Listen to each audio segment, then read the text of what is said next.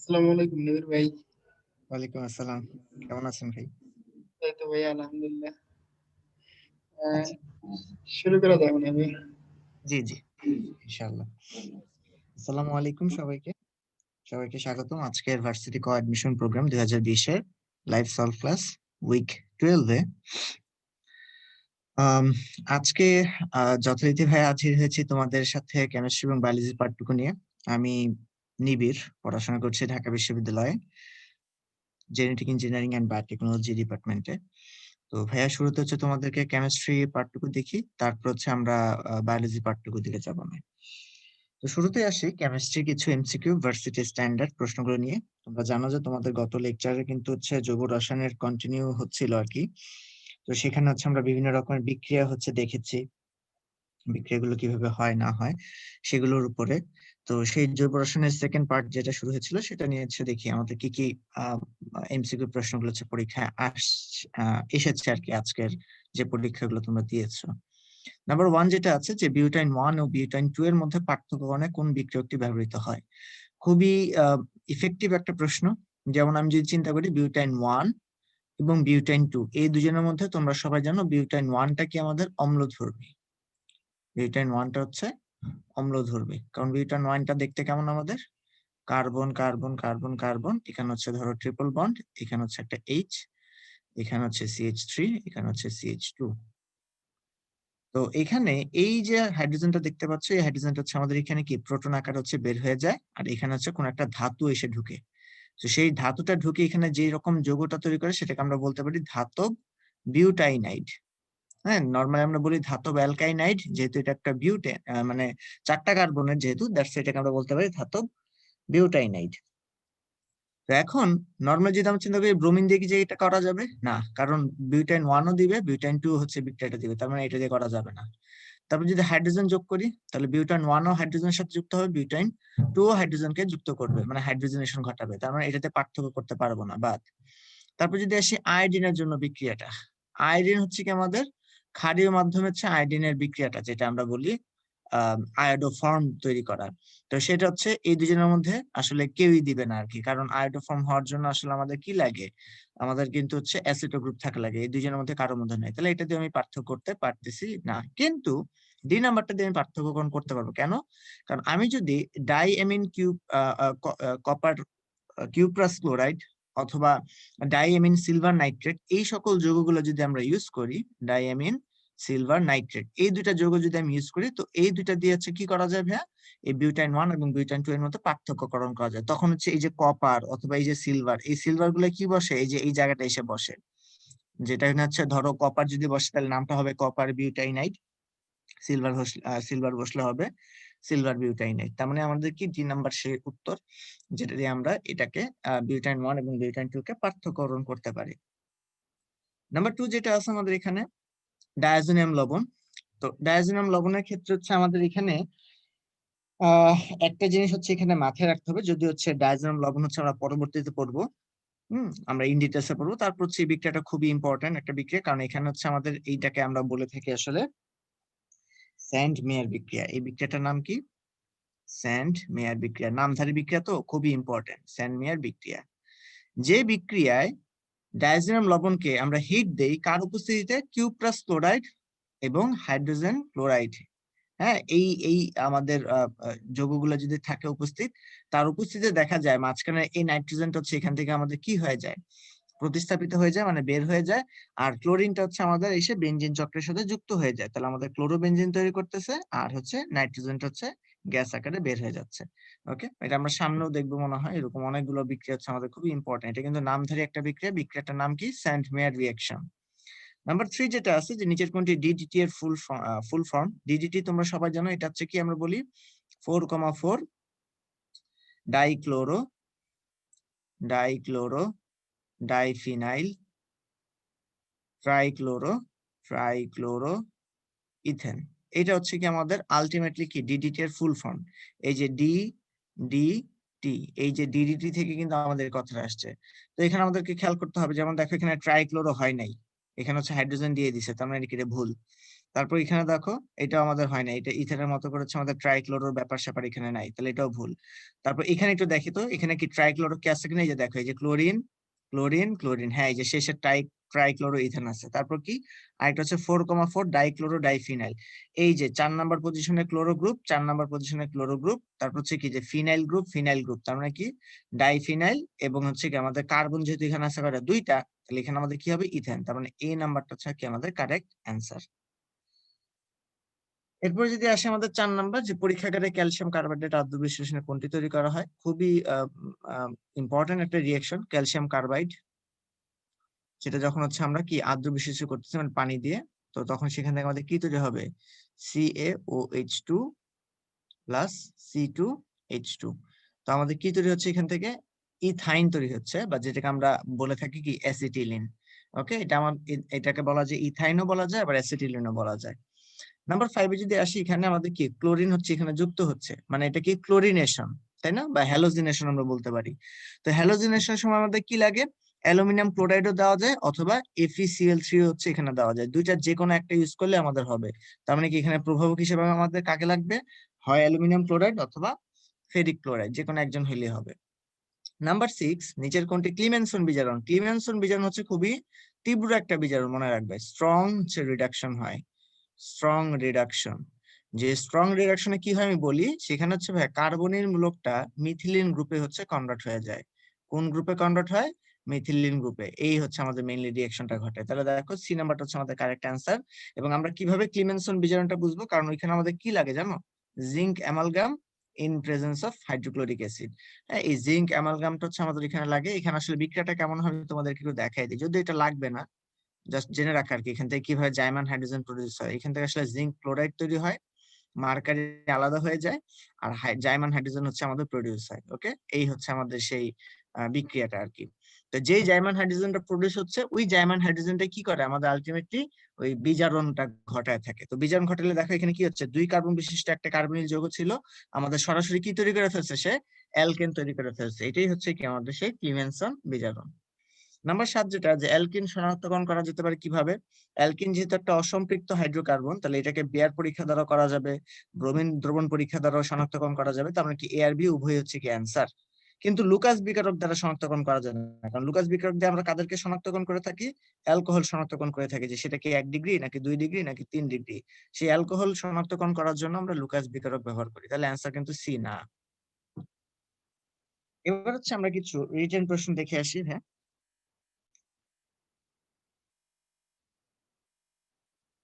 প্রথম যে রিটেন প্রশ্ন তোমাদের জন্য এখানে আছে, খুবই সহজ, দেখতেই পাচ্ছ অলরেডি একটু আগে দেখে আসছো, যে ইথিন এর অসম্পৃক্ততা পরীক্ষাটি লিখো। ইথিনের সংকেত তো তোমরা সবাই মোটামুটি জানো, CH2 ডাবল বন্ড CH2। তো তার মধ্যে বলছে কি ব্রোমিন দ্রবণ। এখন তোমরা সবাই জানো যে ব্রোমিন দ্রবণ কিন্তু বর্ণ কি হয় আমাদের লাল হয়, রক্ত বর্ণের মতো হয়। তো সেটা যখন আমাদের বিক্রিয়া করবে তখন কি তৈরি করবে, সে CH2 এখানে হচ্ছে আমাদের ব্রোমিন তৈরি করবে, এখানে ব্রোমিন তৈরি করবে, এবং এটা কি কালার হয়ে যাবে আমাদের, বর্ণহীন কালার হয়ে যাচ্ছে।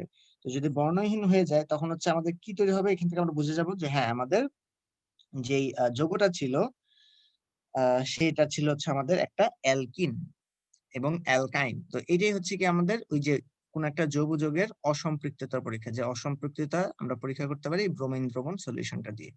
খুবই ইজি কিন্তু ছিল। হ্যাঁ, তারপর যেমন এখানে আমাদের কি লেখা আছে, চুনা পাথর থেকে অ্যাসিডিলিন কিভাবে পাওয়া যায়। মানে ব্যাপারটা হচ্ছে যে চুনা পাথর তো তোমরা সবাই জানো হচ্ছে ক্যালসিয়াম কার্বনেট, আর অ্যাসিটিলিন হচ্ছে আমাদের কোনটা, সেটা হচ্ছে একটু আগে দেখে আসছে যে CH ট্রিপল বন্ড CH, মানে ইথাইনকে যেটা আমরা বলে থাকি সেটাই কিন্তু অ্যাসিটিলিন। অলরেডি একটু আগে কিন্তু আমরা যেটা MCকিউ ছিল সেখানে কিন্তু সলভ করে আসছি। এখন তোমাকে ভাই একটু চিন্তা করতে হবে, চিন্তা না করলে হচ্ছে এখানে আসলে হবে না। সেটা কি, যে তুমি ক্যালসিয়াম কার্বনেট থেকে কিভাবে যাবা। তুমি একটু আগে যে বিক্রিয়াটা দেখে আসছো, তোমাকে দেখাচ্ছিলাম না যে ক্যালসিয়াম কার্বাইড থেকে কিন্তু C2H2 তৈরি করা যায়, তাই না। তো তোমার ফার্স্ট টার্গেটই থাকবে কি, যে সামহাও আমাকে ক্যালসিয়াম কার্বাইডটা প্রডিউস করতে হবে, কার থেকে, এই চুনা পাথর থেকে। ঠিক আছে, নাম্বার 1 রিঅ্যাকশনটা কি এইভাবে করে চিন্তা করবা। চিন্তা করলে কিন্তু অ্যান্সারটা চলে আসবে, যে ক্যালসিয়াম কার্বনেট এটাকে যদি আমরা হিট দিই তাহলে তৈরি হবে কি ক্যালসিয়াম অক্সাইড আর কার্বন ডাই অক্সাইড। এখন যেহেতু আমাকে ক্যালসিয়াম কার্বাইড তৈরি করতে হবে, তাহলে তো এই কার্বন ডাই অক্সাইড নিয়ে আমার কোনো কাজ নেই, বরং কাজ কাকে নিয়ে, ক্যালসিয়াম অক্সাইডকে নিয়ে। ওই ক্যালসিয়াম অক্সাইডকে আমি কি করব, ক্যালসিয়াম অক্সাইডকে হচ্ছে আমি কার্বন দিয়ে হচ্ছে বিক্রিয়া করাবো, কার্বন। তাহলে সেখান থেকে আমাদের কি তৈরি হয়, ক্যালসিয়াম কার্বাইড সাথে কার্বন মনোক্সাইড। এবং এইখানে হচ্ছে আমাদের কি করতে হয়, প্রায় 2500 ডিগ্রি সেলসিয়াস তাপমাত্রার মতো হচ্ছে আমাকে এখানে হচ্ছে টেম্পারেচার দিতে হয়, প্রায় 2500 ডিগ্রি সেলসিয়াস। হ্যাঁ, 2500 মানে হচ্ছে 2500। তো এখন এত বেশি টেম্পারেচার দিলে সেখানে আমাদের কি ক্যালসিয়াম কার্বাইড আর কার্বন মনোক্সাইড তৈরি হবে। এই যে ক্যালসিয়াম কার্বাইড তৈরি হচ্ছে, এটাকে আমি কি করবো, সুন্দর মতো হচ্ছে আদ্র বিশ্লেষিত করবো, মানে পানি দ্বারা বিক্রিয়া ঘটাই দিব। পানি দ্বারা বিক্রিয়া ঘটাই দিলে সুন্দর মতো কি তৈরি করবে, C2H2 প্লাস Ca, একটু ঠিক মতো লিখি, কাটাকাটি হয়ে গেল, CaOH2 মানে ক্যালসিয়াম হাইড্রোক্সাইড, আর সাথে আমাদের এই যে অ্যাসিটিলিন তৈরি হয়ে গেল। এবং এটার ফর্মুলা দেখতে কেমন ভাইয়া, এই যে এরকম কিন্তু, তাই না? লিখি C2H2 আকারে, কিন্তু দেখতে আসলে কিরকম, সে আমাদের এইভাবে করে কিন্তু আমরা লিখি। তাহলে এই যে দেখো, চুনাপাথর থেকে আমাদের কি তৈরি হয়ে গেল, অ্যাসিটিলিন কিন্তু আমাদের এখান থেকে তৈরি হয়ে গেল। নাম্বার 3 যদি আমরা এখান থেকে আসি, নিম্নোক্ত বিক্রিয়া সমূহের নাম লিখো। মানে এর থেকে মনে হয় না সহজ জিনিস আর থাকতে পারে। একটু আগে কিন্তু দেখে আসছো যে আমাদের এটা কি ডায়াজোনিয়াম লবণ, ডায়াজোনিয়াম লবণ।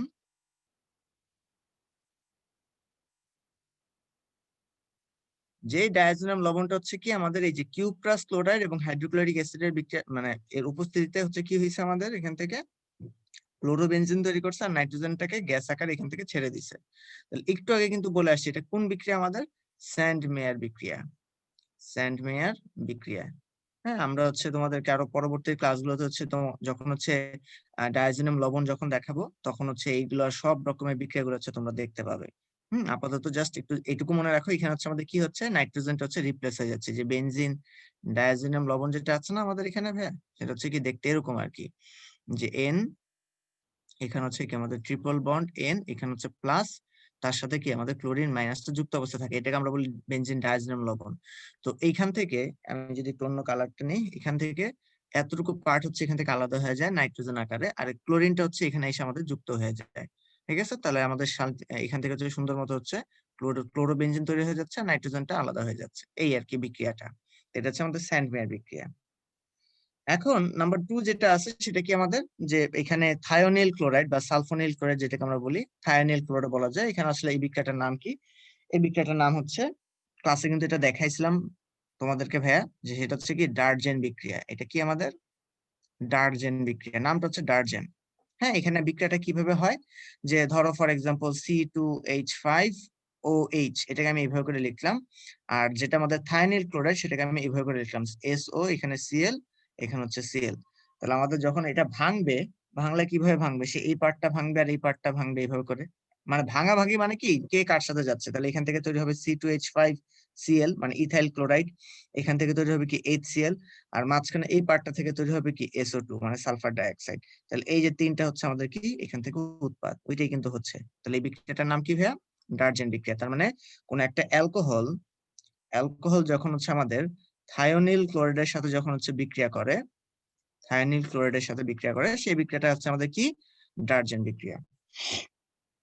নেক্সট প্রশ্ন যদি আমরা আসি, নাম্বার 4, এখানে কি বলছে নাম্বার 4-এ, যে এ নাম্বার যে C2H2, সেটা যদি আমরা হাইড্রোজেনের সাথে বিক্রিয়া করি, বিক্রিয়াটির উৎপাদ লিখো। খুবই মাথা ঠান্ডা রেখে কিন্তু করতে হবে। এখানে কি করছো তুমি, প্যালাডিয়াম ইউজ করছো প্রভাবক হিসেবে, এটা হচ্ছে আমাদের কি প্রভাবক। আর বেরিয়াম সালফেট ইউজ করছো, যে এটা হচ্ছে আমাদের কি মনে আছে কি, এটা হচ্ছে প্রভাবক 20, প্রভাবক 20, বা যেটাকে আমরা ইংরেজিতে বলি ক্যাটালিস্ট ইনহিবিটর। এখন এ নাম্বার রিঅ্যাকশনে নরমালি কি হয়, C2H2 তার সাথে যখন হাইড্রোজেন যুক্ত হচ্ছে, বুঝেই যাচ্ছে যেখান থেকে আমাদের তৈরি হবে কি সি মানে C2H4, এটা তৈরি হবে। হ্যাঁ, কেন তৈরি হচ্ছে, কারণ এখানে প্যালাডিয়াম থাকার কারণে, এবং তার উপস্থিতি, মানে ওইখানে কার উপস্থিতি আছে, বেরিয়াম সালফেটের উপস্থিতি আছে। সেই উপস্থিতির কারণ হচ্ছে এখানে ও কি করবে, প্যালাডিয়ামকে বলবে যে না, তুমি শুধুমাত্র হচ্ছে অ্যালকাইন থেকে, অ্যালকাইন থেকে শুধুমাত্র অ্যালকিন পর্যন্তই যাবা, অ্যালকিন থেকে আবার হাইড্রোজেনেশন ঘটায় অ্যালকেনে চলে যায় না। কারণ হচ্ছে এখানে কি আছে, প্রভাবক 20 কিন্তু আছে। তাহলে বিক্রিয়াটার উৎপাদ কি হবে, বিক্রিয়াটার উৎপাদ হবে আমাদের কি এখানে ইথিন। ওকে, তাহলে ইথাইন থেকে ইথিন তৈরি হবে। কিন্তু কিন্তু নরমালি যদি ভাই এখানে আমরা বেরিয়াম সালফেট না দিতাম, মানে C2H2 সাথে হাইড্রোজেন দিয়ে যদি আমি বলতাম যে এখানে শুধুমাত্র প্যালাডিয়াম আছে, তাহলে এখানে কি হইতো, এখানে হচ্ছে C2H4, কিন্তু সেটা তৈরি হতো না, সেখানে আলটিমেটলি কি C2H6 তৈরি হয়ে যেত, মানে একবারে ইথেন তৈরি হয়ে যেত। কিন্তু এই স্টেপটাকে থামাই দিচ্ছে কে, ওইখানে যদি আমি বেরিয়াম সালফেট কে দিয়ে দিই। ওকে, এইভাবে সহজ করে হচ্ছে মনে রাখার ট্রাই করবো, কারণ এখানে বেরিয়াম সালফেট কি করে, প্যালাডিয়ামের যে প্রভাবন ক্ষমতা সেটাকে সে কমায় ফেলে বা হ্রাস করে ফেলে। এবার আসি বি নাম্বারটায়, গ্রিগনার্ড বিকারক থেকে প্রোপেন তৈরির বিক্রিয়াটি দেখো। প্রোপেন তোমাকে বলছে গ্রিগনার্ড বিকারক, তাই না? গ্রিগনার্ড বিকারক দেখতে কেমন? RMgX, তুমি আগে সাজাবা। RMgX থেকে তোমাকে কি বলছে, প্রোপেন তৈরি করতে বলছে। প্রোপেন মানে কি, এখানে কয়টা কার্বন? 3টা কার্বন বিশিষ্ট একটা অ্যালকেন, তাই না?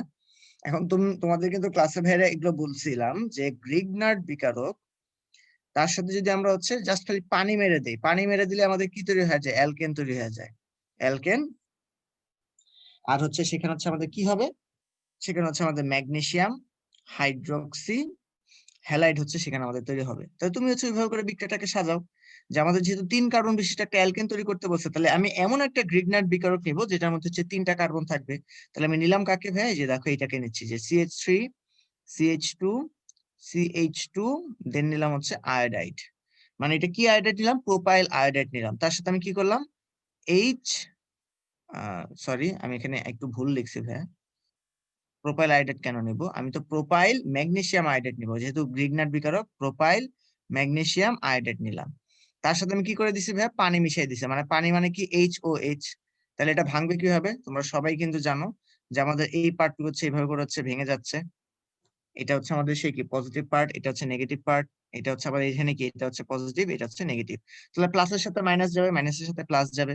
তাহলে মাইনাসের সাথে যদি প্লাস যায়, তাহলে হচ্ছে আমাদের তৈরি হবে কি, CH3 CH2 CH2, আর এই যে H, এই যে যে ব্যাপারটা তৈরি হলো না, সেটাই কি আমাদের C3H8, মানে হচ্ছে প্রোপেন তৈরি হয়ে গেল।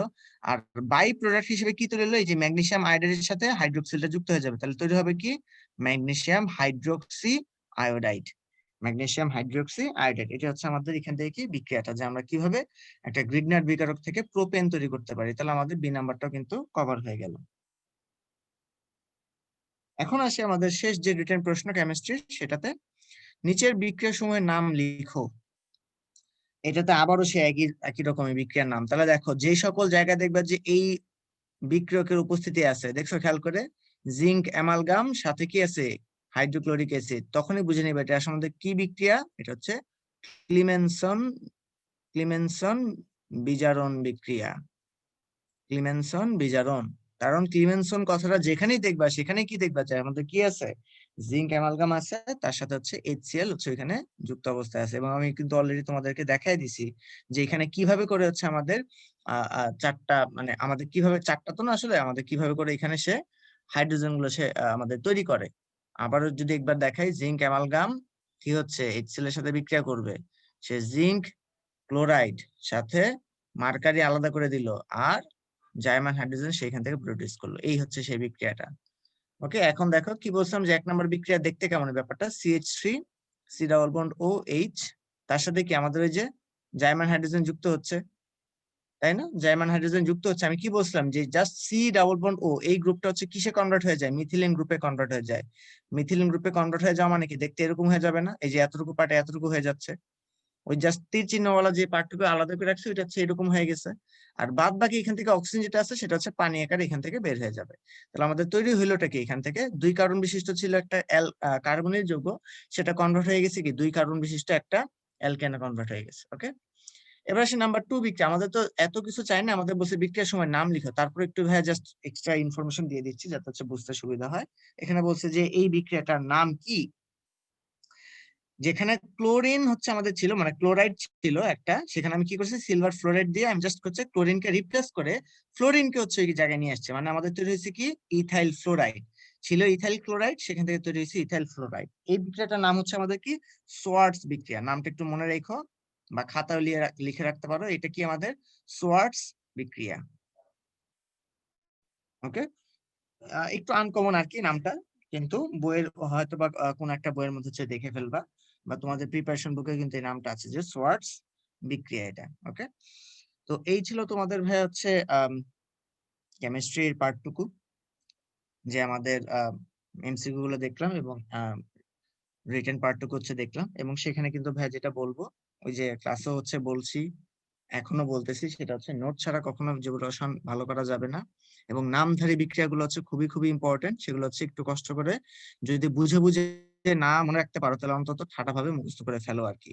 কিন্তু তারপরে যেটা রিকোয়েস্ট করবো সেটা হচ্ছে কি, তোমরা কষ্ট করে হলেও ক্লাসের লেকচারটা হচ্ছে দেখো, বা ভাইয়ারা যেগুলোতে উপর জোর দিছে সেগুলো হচ্ছে একবার একটু দেখো, তারপর হচ্ছে বইটা পড়ো।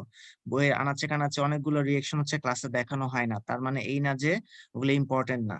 ঠিক আছে, একটা জিনিস হচ্ছে মাথায় রেখো আর কি, মেইন বইয়ের বিকল্প আসলে আমি মনে করি যে কিছু নাই। তুমি প্রিপারেশন বুক পড়ো বা ক্লাসের পিডিএফ পড়ো, যাই পড়ো না কেন, মেইন বুকের বিকল্প আসলে বলতে গেলে কিছু নাই। ঠিক আছে, তো এই জন্য বলবো যে পিডিএফ এর মধ্যে হচ্ছে তোমাদেরকে ভাইয়ারা সেই সকল বিক্রিয়াগুলো দেখে যেগুলো হচ্ছে বিগত বছরের পরীক্ষা বেশি আসে, বা যেগুলো অ্যান্সার করতে গিয়ে তোমাদের একটু ঝামেলা হয় সেগুলো দেখায় দেওয়া। কিন্তু তার মানে এই না যে সহজ বিক্রিয়াগুলো থেকে প্রশ্ন আসে না, আসে। এবং সেগুলো কিন্তু বইয়ের মধ্যে থেকে আমাদের পড়তে হবে। তো বইটা পুরোপুরি একবার রিভাইজ দিয়ে ফেললে কিন্তু তোমাদের সবকিছু চটজলদি মনে পড়ে যাবে। ওকে, এবার হচ্ছে আসি ভাইয়া, যেটা হচ্ছে তোমাদের এখানে কি, যে ভার্সিটির স্ট্যান্ডার্ড যে বায়োলজি এমসিকিউ, তোমাদের এই চ্যাপ্টার হচ্ছে বেশ কিছু রিটেন প্রশ্ন ছিল। আজকে তোমরা পরীক্ষা দিয়েছো তো তোমরা অলরেডি জানো। রিটেন পরীক্ষার প্রশ্নগুলোর মধ্যে হচ্ছে ভাইয়া এরকম কোনো প্রশ্ন পাইনি যেটার মধ্যে হচ্ছে তোমাদেরকে কিছু ব্যাখ্যা করার মতো আছে বা বলার কিছু আছে, কারণ এখানে হচ্ছে আমাদের পুঁথিগত বিদ্যা, এবং যেগুলো হচ্ছে আমাদের অটোমেটিক্যালি হচ্ছে এখন হচ্ছে একটু মুখস্থ করতে হবে। কিছু কিছু বৈশিষ্ট্য দেওয়া, বা স্পারমাটোজেনেসিস কি বা ওজেনেসিস কি, এইগুলো হচ্ছে আমাদের বা ডিম্বাণু কিভাবে সৃষ্টি হয়, শুক্রাণু কিভাবে সৃষ্টি হয়, এই ব্যাপারগুলো হচ্ছে তোমাদের বইয়ের মধ্যে হচ্ছে সরাসরি হচ্ছে দেওয়া আছে। এবং তাছাড়া হচ্ছে কিছু কিছু হচ্ছে জিন তত্ত্ব এবং বিবর্তনের হচ্ছে কিছু থিওরি গুলো আছে, যেমন মেন্ডেলের প্রথম সূত্র, দ্বিতীয় সূত্রের ব্যতিক্রম, ব্যতিক্রমের বৈশিষ্ট্যগুলো কি কি, এটা হলে কি হয়, ওইটা হলে কি হয়, লিথাজিলের বৈশিষ্ট্য কি, সবগুলো হচ্ছে একটু বৈশিষ্ট্যর দিক থেকে আমি যেটা অ্যানালাইসিস করে দেখলাম, যেগুলো হচ্ছে একটু বইয়ের যে কিছু কিছু তোমরা যে এইচএস এর জন্য যেভাবে হচ্ছে পড়েছো সেভাবে করে একটু পড়লে তোমাদের এই চ্যাপ্টার থেকে রিটেনের জন্য আশা করি কোনো ঝামেলা হয়তো বা না হবে না আসলে। কারণ ওই সকল কমন প্রশ্নগুলো হচ্ছে ঘুরে ফিরে বারবার বারবার হচ্ছে পরীক্ষায় আসে। তো তারপর হচ্ছে কিছু এমসিকিউ প্রশ্ন হচ্ছে আমরা দেখে আসি, যদিও বেশিরভাগই হচ্ছে জ্ঞানমূলক, তারপর দেখি কতটুকু হচ্ছে ভাই তোমাদেরকে শিখাতে পারি এখান থেকে।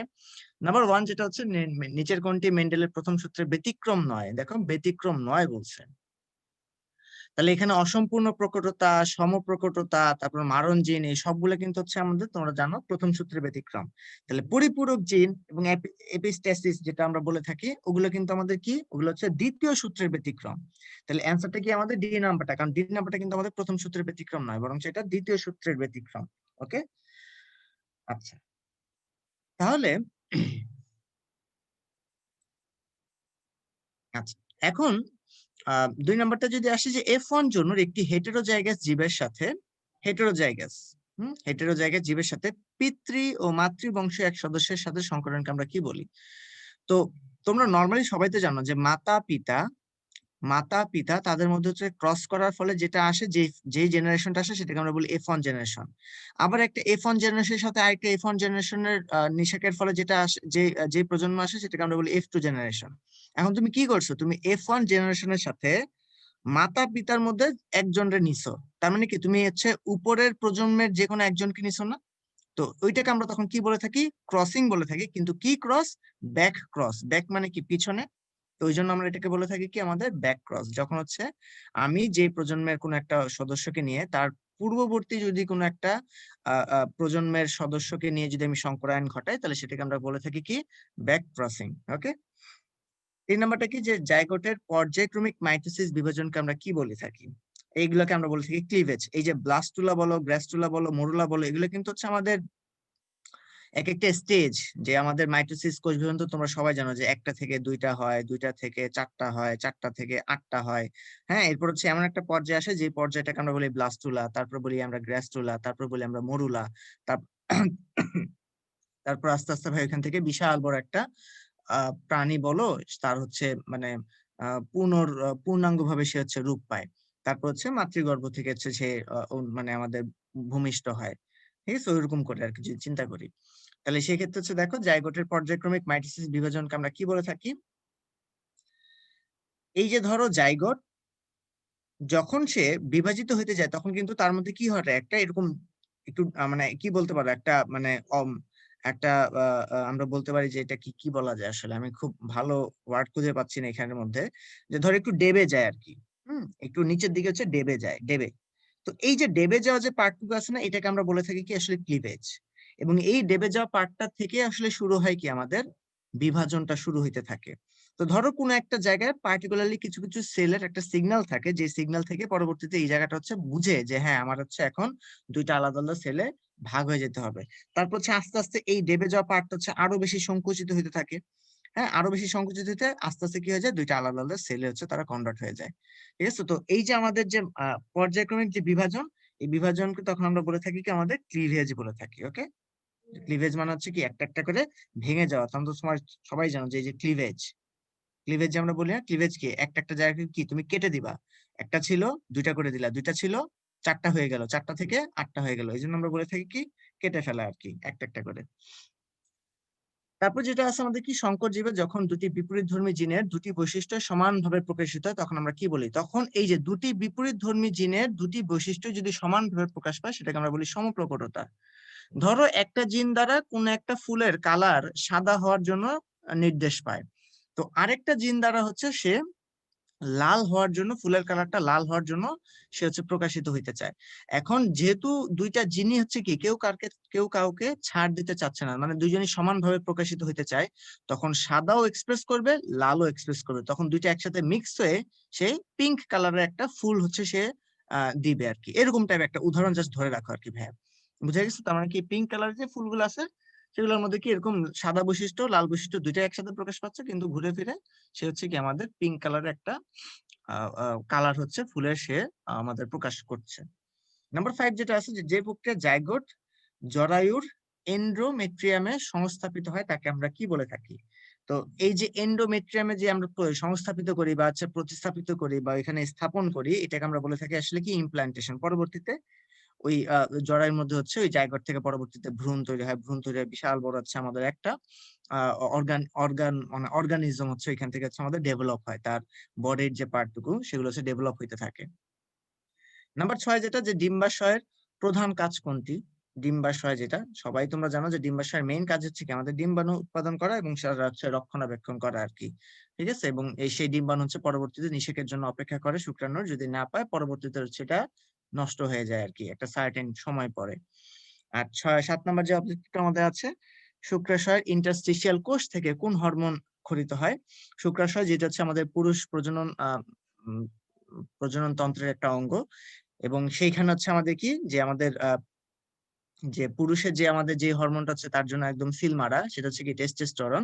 তো সেই টেস্টোস্টেরন হচ্ছে আমাদের কোথা থেকে আসে, সেই শুক্রাশয় ইন্টারস্টিশিয়াল কোষ থেকে হচ্ছে এই হরমোনটা নিঃসৃত হয়, যেটা হচ্ছে পরবর্তীতে একটা পুরুষের দেহে বিভিন্ন রকমের হচ্ছে বয়সন্ধিকালের যে বৈশিষ্ট্যগুলো বা যে পরিবর্তনগুলো সেগুলো হচ্ছে সে প্রকাশ করতে থাকে আস্তে আস্তে।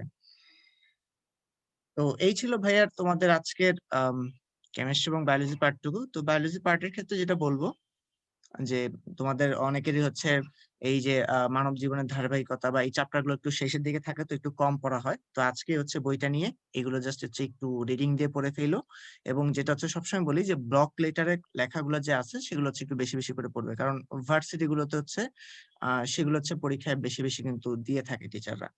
হ্যাঁ, আরেকটা হচ্ছে যে যেটা হচ্ছে মেন্ডেলের যে সূত্রটা, যেটা হচ্ছে তোমাদের জিন তত্ত্ব ছিল যেটা জেনেটিক্স। তো জেনেটিক্স এর ক্ষেত্রে আমাদের কিন্তু অনেকগুলো আছে, ম্যাথমেটিক্যাল টার্ম আছে, যেটা হচ্ছে আগে ইন্টার লাইফে পড়তে তোমরা, যেমন হচ্ছে প্রথম সূত্রে যেটা আমরা করি যে 3:1। হ্যাঁ, তারপর হচ্ছে যদি আমরা বিপরীত মানে তার যে ভাই একটু কথা বলেন, নিবিড় ভাই একটু কথা বলেন। হ্যাঁ ভাই। 2 মিনিট ভাই জয়েন দিতেছে। আচ্ছা আচ্ছা, না কথাই বলছি নিবিড় হচ্ছে ভাইয়া। ওদের সাথে। হ্যাঁ হ্যাঁ ভাই, আমি কথাই বলতেছি ওদের সাথে। ও বল। আচ্ছা ঠিক আছে। তো তো আরেকটা যেটা যে মাঝখান থেকে রেজাল্ট ভাই ভুলাই দিল, কি জানি বলতে নিছিলাম। আহ ও আচ্ছা, যেটা হচ্ছে মেন্ডেলের যে সূত্র, সেখানে কিন্তু আমরা অনেকগুলো ম্যাথ করছি এইচএসসি এর সময়, যেটা হচ্ছে 3:1 অনুপাত হয়। হ্যাঁ, যে তোমরা জানো যে 3:1, পরবর্তীতে সেটা চেঞ্জ হয়ে যায়, সেটা চেঞ্জ হচ্ছে 1:2:1 হয়, যে ব্যতিক্রম সূত্রগুলোর মধ্যে। এগুলো না কিভাবে আসে এখন হচ্ছে আমাদের আর লাগবে না ভাইয়া, বরঞ্চ আমাদের লাগবে কি অনুপাতগুলা, যে অনুপাতগুলা কিভাবে আসে। তারপর লিথাল জিনের ক্ষেত্রে যে 1:2 হয়, বাকি একটা যে মারা যায়, এগুলো হচ্ছে আমাদের লাগবে। হ্যাঁ, তো তো মানে আমাদের ম্যাথমেটিক্যাল টার্ম গুলো লাগবে না। তারপর হচ্ছে যেমন দ্বিতীয় সূত্রের যেটা আছে যে 9:3:3:1, এটা যে আমাদের অনুপাত, এবং সেটার ব্যতিক্রম যে আমাদের 9:7 হয়, 13:3 হয়, এইগুলো হচ্ছে কিভাবে আসে সেগুলো হচ্ছে লাগবে না, বরঞ্চ এগুলা কেন হচ্ছে এরকম হয় সেই কারণটা হচ্ছে তোমাদের দরকার, এবং কোন কোন ক্ষেত্রে হচ্ছে অনুপাতগুলো এরকম হয় সেটা দরকার, এবং অনুপাতগুলো কি কি সেগুলো হচ্ছে দরকার। আমি মনে হয় তোমাদেরকে একটা আইডিয়া দিতে পারছি এখান থেকে আসলে, যে আমাদের আগের মতো কিন্তু আর ম্যাথমেটিক্যাল টার্ম গুলো লাগবে না, বরঞ্চ আমাদের লাগবে হচ্ছে অনুপাতগুলো কত। কারণ ঢাকা ভার্সিটি বলো বা অন্যান্য ভার্সিটি বলো, কখন হচ্ছে তোমাকে এই জিনিসটা তোমার কাছে জানতে চাওয়া হবে না আর কি। তো সবার জন্য হচ্ছে শুভকামনা রইলো। ইনশাআল্লাহ পরবর্তীতে আবারও সবার সাথে দেখা হবে। সেই পর্যন্ত সবাই ভালো থাকো, সুস্থ থাকো। আজকে নিবিড় ভাইয়ের পক্ষ থেকে এতটুকুই। আল্লাহ হাফেজ। আচ্ছা, তো থ্যাংক ইউ নিবিড়। আমার একটু মনে হয় লেট হয়ে গেছে, তো তোমাদের হচ্ছে এখন ফিজিক্স পার্টটা শুরু যাচ্ছে, এটা হোল্ড করো, স্ক্রিনশটটাকে দিয়ে নিই। ফাইন, তো সবাই দেখতে পারতেছি আমাদের স্ক্রিন চলে আসছে। তো শুরুতে হচ্ছে ফিজিক্সে তোমাদের এমসিকিউ প্রবলেম গুলো আছে, সেটা শুরু করা যাক। আচ্ছা, প্রথম কথা, স্পর্শ দর্শনের ন্যূনতম দূরত্ব 25 সেন্টিমিটার এবং সরল অনুবীক্ষণ যন্ত্রের বিবর্ধন যদি 1.5 হয়, তাহলে ওই লেন্সটির ফোকাস দূরত্ব কত? এটা একদম সিম্পল ভাবে বোঝাচ্ছে, ম্যাগনিফাইং গ্লাস অথবা সরল অনুবীক্ষণ যন্ত্র, এটার জন্য ডাইরেক্ট সূত্র হচ্ছে 1+d/fe অথবা 1+d/f লিখলেও কোনো সমস্যা নাই। আমরা fe লিখি এই জন্য কারণ আমরা সাধারণত এই লেন্সটাকে চোখের কাছে রাখি, তো এটা fe বা আইপিস বোঝানো হয়। শুধু মান বসাবো, তারপর যা হওয়ার এমনি হবে, 50 সেন্টিমিটার, তেমন বোঝানোর কিছু নাই। নাম্বার 2, একটি বিবর্ধক কাচ নিম্নোক্ত কোনো অবাস্তব বিম্বটি গঠন করে। বি কেয়ারফুল, বিবর্ধক কাচ দেখে মানে কাজ দেখে তোমার ভয় পাওয়ার কিছু নাই। ব্যাপারটা হচ্ছে তো এখানে অবাস্তব বিম্বটি যে গঠন করবে সেটা কিরকম হবে, একটু কমন সেন্সে বলি, অবাস্তব হলে সোজাই হয় আর বাস্তব হলে উল্টাই হয়। তার মানে উল্টা তো কখনো হইতেইছে না, এটা বোঝা গেছে যে এটাকে একটা সোজা হইতে হবে। আর বিবর্ধক কাজের কাজটা কি? বিবর্ধকের কাজই তো হচ্ছে বিবর্ধন করা, তাই না? মানে পজিটিভ ভাবে বিবর্ধন করা বা লেন্থটাকে বাড়ায় দেওয়া। সো অ্যান্সারটা হচ্ছে সোজা এবং বিবর্ধিত, একটু কমন সেন্সে ভাবতে হবে। এবার আসি নাম্বার 3-এ। একজন ব্যক্তি 0.5 মিটার বা এর চেয়ে বেশি দূরে বস্তুকে ভালোভাবে দেখতে পারেন। এই প্রশ্ন পড়েই মনে হচ্ছে যে এই ব্যক্তির প্রবলেমটা কাইন্ড অফ কাছে দেখি না কিন্তু দূরে দেখি, তার মানে এই লোকটার বয়স কমন সেন্সে মনে হচ্ছে 40 বা তার চেয়ে বেশি হওয়ার কথা। সাধারণত এমনটা হয়, তবে কোনো কম বয়সী মানুষেরও হতে পারে, নর্মালি হয় না কিন্তু হতে পারে। তো 25 সেন্টিমিটার দূরের বস্তু সে যদি দেখতে চায়, তাকে কত ক্ষমতা চশমা ব্যবহার করতে হবে? তার মানে সে মোটামুটি 25 সেন্টিমিটার দূরে কোনো বস্তুকে রাখতে চাচ্ছে, তার মানে তার বস্তুর অবস্থানটা হচ্ছে 25 সেন্টিমিটারে বা 0.25 মিটারে। আর সে 0.5 মিটার বা তার চেয়ে বেশি দূরে দেখতে পারে, তাহলে তার বিম্বকে গঠন করতে হবে 0.5 মিটার বা তার চেয়ে আরো দূরে। তো আমরা ধরে নিচ্ছি এখানে বিম্বের যে অবস্থান এটা হবে 0.5 মিটার। কিন্তু ভেবে দেখো, বিম্ব কিন্তু অ্যাকচুয়ালি এখানে অবাস্তব হবে, তার কারণ বস্তু তো 25 সেন্টিমিটারে আছে, বস্তু তার ওইখানে যে রিপ্লেস হয়ে যাচ্ছে না, বস্তু বস্তু জায়গাতেই থাকবে। এই জন্য ইউ এর মানটা হবে পজিটিভ কিন্তু বিম্বের মানটা হবে নেগেটিভ, তার কারণ অ্যাকচুয়ালি তো কোনো কিছু হচ্ছে না, বাট আমার মনে হচ্ছে। সো দ্যাটস ওয়াই এখানে বিম্বের মানটা অবশ্যই নেগেটিভ 0.5 দিয়ে করতে হবে। তারপর তো 1/u 1/v 1/f সুন্দর চলে আসলো, তাহলে p = +2d। এটা অঙ্ক না করে একটা আইডিয়া করা যায় যে আমার অ্যান্সার সি এবং অ্যান্সার ডি হবে না। তাকে আমি আগেই বলছিলাম যে এই লোকের চোখের সমস্যাটা হচ্ছে কাছে দেখে না কিন্তু সে দূরে ঠিকই দেখে। তো আমরা নর্মালি যারা চশমা পরি কম বয়সে, সবাই কিন্তু নেগেটিভ চশমা পরার কথা বা মাইনাস পরই পরার কথা, তার কারণ আমরা সবাই কাছে দেখি কিন্তু ওটা দূরে দেখি না, তার মানে নেগেটিভ তো হবে না, বাদ। তাহলে আমার চোখের পাওয়ারটা পজিটিভ হইতে হবে। সো অলরেডি তুমি উত্তর মধ্যে দুটো বাদ দিতে পারছো, তাহলে +2 অথবা +0.5। এতটুকু অঙ্ক পারার জন্য এখন তোমাকে একটু হালকা প্লাস মাইনাস নিয়ে কাজ করতে হবে, আদারওয়াইজ তুই মোটামুটি কিন্তু বুঝে যাচ্ছ যে কোনটা কোনটাকে বাদ দিতে হবে। সবসময় মাথায় রাখবা যে এমসিকিউ সলভ করার সময় সঠিকটা খোঁজার আগে ভুলটাকে বাদ দাও, তাহলে অনেক কিছু ইজি লাগবে। 4 নম্বরটা আসি।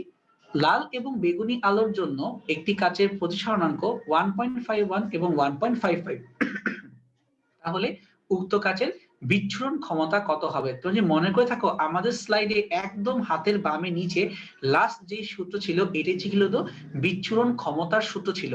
এখানে ভি বলতে ভায়োলেট অথবা বেগুনি বোঝানো হয় এবং আর বলতে রেড বা লালের জন্য বোঝানো হয়। তো নিয়মটা হচ্ছে এরকম যে তুমি সর্বোচ্চ মান থেকে বাদ দিয়ে দিবা সর্বনিম্ন মানকে, তারপরে এখানে গড় মান থেকে বাদ দিয়ে দিবা 1 কে। গড় মানটা কত? এই গড় মানটা হচ্ছে 1.55 এবং 1.51 এদের গড়, তো এদের গড় করলে আসে 1.53। আমি সূত্রকে লিখলাম না, আমি একটু অন্যভাবে বললাম। সূত্রটা এরকম যে is equal two mu for v minus mu for red divided by mu of average minus 1, তার মানে সর্বোচ্চ মাইনাস সর্বনিম্ন ডিভাইডেড বাই গড় মাইনাস 1 কার জন্য হয়? বাতাসের জন্য হয়। সো অনুপাতটা করলেই চলে আসবে যে মানটা আসা সেটাই 0.075। এটা তোমাদের হয়তো একটু কঠিন লাগছে, এটা অনেকেই হয়তো পারো নাই, আবার কিছু কিছু ব্যক্তি হয়তো পারছো। তো যারা পারছি খুব ভালো, যারা পারি নাই শিখে ফেলি, এত কঠিন না তো, শিখে ফেলো। এবার আমরা নাম্বার 5-এ, একটি যৌগিক অনুবীক্ষণ যন্ত্রে এফ নট সমান 12 সেন্টিমিটার এবং এফ ই সমান 15 সেন্টিমিটার। অভিলক্ষ্য হতে 24 সেন্টিমিটার সামনে কোনো বস্তু রাখলে অভিনেত্র থেকে 30 সেন্টিমিটার দূরে বিম্ব উৎপন্ন হয়। তাহলে বলতো বিবর্ধন কত? বুঝতেই পারতেছো যৌগিক অনুবীক্ষণ যন্ত্রের কোনো সূত্রই এতটা সোজা না, যথেষ্ট কষ্টকর। তো প্রথমে আসি, বিবর্ধন বের করতে হবে। তো বিবর্ধন কি ছিল? এটা ছিল 1 minus v1 by f naught multiplied by 1 minus v2 divided by fe। But problem হচ্ছে আমাকে তো v1 v2 দুইটা বের করতে হবে, কিন্তু প্রশ্ন তো আমাকে শুধুমাত্র একটা দিয়ে রাখছে, আমাকে তো v1 টা বের করতে হবে। আমি তো এখানে v1 এর মান জানি না, তো এই v1 টাকেই বের করার জন্য এত কষ্ট করা লাগলো। তো দেখো প্রথমে 1 by f সমান 1 by u plus 1 by v করে আগে v1 টা বের করলাম 24 সেন্টিমিটার। বের করার পরে সুন্দর মতো মানগুলো বসাই দিলাম, আর তো কোনো ঝামেলা নাই। তো ব্যাপারটা এটা বলতে পারো যে ভাইয়া অঙ্ক একটু বড় হয়ে গেল না, তোমাকে এখন থেকে প্র্যাকটিস করতে হবে। তো তুমি ছোট ছোট জায়গায় মনে চেষ্টা করবা যত তাড়াতাড়ি মান নির্ণয় করা যায়, এবং অঙ্ক যত কঠিন হবে, প্র্যাকটিস যত ভালো হবে, চান্স পাওয়া ততটাই সোজা হবে। তো এখন একটু কষ্ট করো, ফলাফলটা 3 মাসের মধ্যেই খুব ভালো হবে। নাম্বার 6, কোন রঙের বিচ্যুতি সবচেয়ে বেশি? এটা তো আমরা সবাই জানি, যার তরঙ্গ দৈর্ঘ্য সবচেয়ে কম বা যার তরঙ্গ দৈর্ঘ্য সাথে কম্পাঙ্কের সম্পর্ক ব্যস্তানুপাতিক, তো যার কম্পাঙ্ক সবচেয়ে বেশি। তো দেখতেই পারতেছি হলুদ, লাল, কমলা চেয়ে বেগুনি বেশি ভালো উত্তর, কারণ বেগুনির ক্ষেত্রে তরঙ্গ দৈর্ঘ্য কম এবং কম্পাঙ্ক অনেক বেশি। সো অ্যান্সারটা হচ্ছে বেগুনি। কাইন্ড অফ জ্ঞানমূলক প্রশ্ন। নাম্বার 7, উত্তল লেন্সে f এবং 2f এর মাঝে কোনো বস্তুকে রাখা হলে বিম্বের আকৃতি ও প্রকৃতি কিরূপ হবে? এটা কিন্তু এত কঠিন ব্যাপার না। f আর 2f এটা তুমি বুঝে না কাজ করতে পারো, এটা ড্রয়িং করতে পারো, ড্রয়িং করে ভাবলে ব্যাপারটা ইজি হয়। আরো অনেক টেকনিক আছে, অনেকে অনেক ভাবে বুঝে, মুখস্থ করে অনেকে পার পায়। তোমার ভাই যেভাবে মনে থাকে তুমি সেভাবে মনে রাখো, আমার অঙ্কটা হওয়া নিয়ে কথা। তো ধরো এটা হচ্ছে f, আর এই পাশে এই জায়গাটা হচ্ছে টুয়াইস f। তা তুমি যদি এখন f আর টুয়াইস f এর মাঝখানে রাখো, তাহলে ব্যাপারটা কি হবে? ধরো তোমার এখানে কোনটা এভাবে বস্তুকে রাখা থাকলো, তো লেন্সের ক্ষেত্রে তো তোমার তো আর প্রতিফলন হবে না, এখানে তো প্রতিসরণ হবে। তো একটা আলো সুন্দর মতো আসবে, আসার পরে ওই পাশের যে প্রধান ফোকাস সেখান দিয়ে সুন্দর মতো বের হয়ে যাবে। এই তো বের হয়ে গেল। আর তুই চাইলে আরেকটা এই মা থেকে ধরে লেন্সের যে অপটিক্যাল পয়েন্ট, এই অপটিক্যাল পয়েন্ট পর্যন্ত নিয়ে এবার টানতে পারো। তো টানে দেখতে পারো সুন্দর মতো জিনিস পাওয়া যাবে। এই তো। তো আমি এখানে ড্রয়িংটা জাস্ট মোটামুটি রাফলি ড্রয়িংটা করছি, তুমি যদি সুন্দর মতো ড্রয়িংটা করো তাহলে দেখবা যে উত্তর চলে আসবে। সো এখান থেকে উত্তরটা আসতেছে এরকম যে তোমার এখানে এটা বাস্তবই হবে এবং বিবর্ধিত হবে। বাস্তব কেন হবে? তার কারণ তুমি তো লেন্সটাকে একটা পাশ থেকে আলো আরেকটা পাশ দিয়ে বের হয়ে যাব, তাহলে আমার এখানে অবশ্যই বাস্তব বিম্ব হবে, এটা মেইন কথা। তো বাস্তব দেখো একটা অপশনই ছিল, যারা বেশি কিছু নাও চিন্তা করতাম তাও কিন্তু উত্তর চোখের সামনে। সো মাঝে মাঝে ড্রয়িং করাটাও ভালো, মাঝে মাঝে চিন্তা করাটাও ভালো, সবসময় যে অঙ্ক করে মিলিতে হবে এমন কোনো কথা নেই। এবার আসি প্রিজমের ক্ষেত্রে বিচ্যুতির সাথে আপতন করে লেখচিত্র কোনটি? আমি যদি ক্লাস নিয়ে থাকি তাহলে অবশ্যই আমি ক্লাসে এই ছবিটা এঁকে দেখাইছি, আশা করি সবাই আমরা দেখাই, বাট এর কথা বলি আমি এটা মাস্ট করছি, তার কারণ আমি কখনোই মিস করি না। আমি ভেবে বলি যে আপতন কোণের সাথে যদি আমরা কখনো বিচ্যুতির গ্রাফটা আঁকতে চাই, আপতন কোণের মানের বৃদ্ধির সাথে সাথে বিচ্যুতির মান কমতে থাকে, কমতে কমতে একটা পয়েন্টে যাওয়ার পরে এই মানটা আবারও বৃদ্ধি পেতে থাকে। তো সর্বনিম্ন যে একটা পয়েন্ট পর্যন্ত নামতে পারবা, এই সর্বনিম্ন পয়েন্টটাকে অ্যাকচুয়ালি বলা হয় ন্যূনতম বিচ্যুতি। আর এই ন্যূনতম বিচ্যুতি হওয়ার জন্য যে আপতন কোণ পাওয়া যাবে হচ্ছে I1 সমান সমান I2। আমি ক্লাসে পড়ায় থাকলে অবশ্যই এটা বলছি যে ন্যূনতম বিচ্যুতি হওয়ার যে দুইটা শর্ত, একটা হচ্ছে I1 সমান সমান I2 এবং আরেকটা হচ্ছে R1 সমান সমান R2। R1 সমান R2 সমান সমান হচ্ছে A/2 এবং I1 is equal to I2 is equal to A plus del M/2। তো এই দুটো শর্ত অবশ্যই মনে রাখবা এবং এগুলো দিয়ে কিন্তু তোমাকে পরীক্ষা কঠিন কঠিন ম্যাথ সলভ করতে হবে। তো দেখো একটা কথার পিছনে কতগুলো কথা জড়িত, আশা করি কিছু বুঝতে পারছো আমি কি বলতে চাইছি। আর হোপফুলি তোমরা সবাই এটা পারছিলে, আমি আশা করি কেউই হয়তো ভুল করো নাই। আচ্ছা, কোন ব্যক্তির স্পষ্ট দর্শনের ন্যূনতম দূরত্ব 40 সেন্টিমিটার। নর্মালি কিন্তু আমাদের চোখের জন্য হয় 25 সেন্টিমিটার, তাইলে কিন্তু এই লোকের আবারও চোখের প্রবলেম, ও বেটা দূরে দেখে, কাছে দেখে না। তো ওই ব্যক্তির সামনে 25 সেন্টিমিটার দূরে বই রেখে পড়ার জন্য কত ক্ষমতার লেন্স ব্যবহার করার প্রয়োজন হবে। আমি বুঝতেই পারতেছি যে সবগুলো তো প্লাস আসবে, কিন্তু এবার কপাল খারাপ, এ বি সি ডি সবগুলোই প্লাস দিয়ে রাখছে, তো অঙ্ক না করা ছাড়া কোনো ওয়ে নাই। তাহলে 1/u 1/v 1/f, এবং একইভাবে ইউ এর মানটা তো ধনাত্মক 25ই হবে, কিন্তু বিম্বের অবস্থানটা হবে নেগেটিভ -40। একটু আগে বুঝে আসছিলাম, অঙ্ক করলাম, ডানে বামে ঘুরলো, যোগ বিয়োগ হইলো, যা হওয়ার তাই 1.5 ডায়োপ্টার, ভয় পাওয়ার কিছু নাই। এবার আসি নাম্বার 10-এ, বলতেছে ক্রাউন কাচে প্রতিসারক কোণ 8 ডিগ্রি, বি কেয়ারফুল। প্রতিসারক কোণ 8 ডিগ্রি, এটা কি তোমার 10 ডিগ্রি চেয়ে ছোট হয়ে গেল না?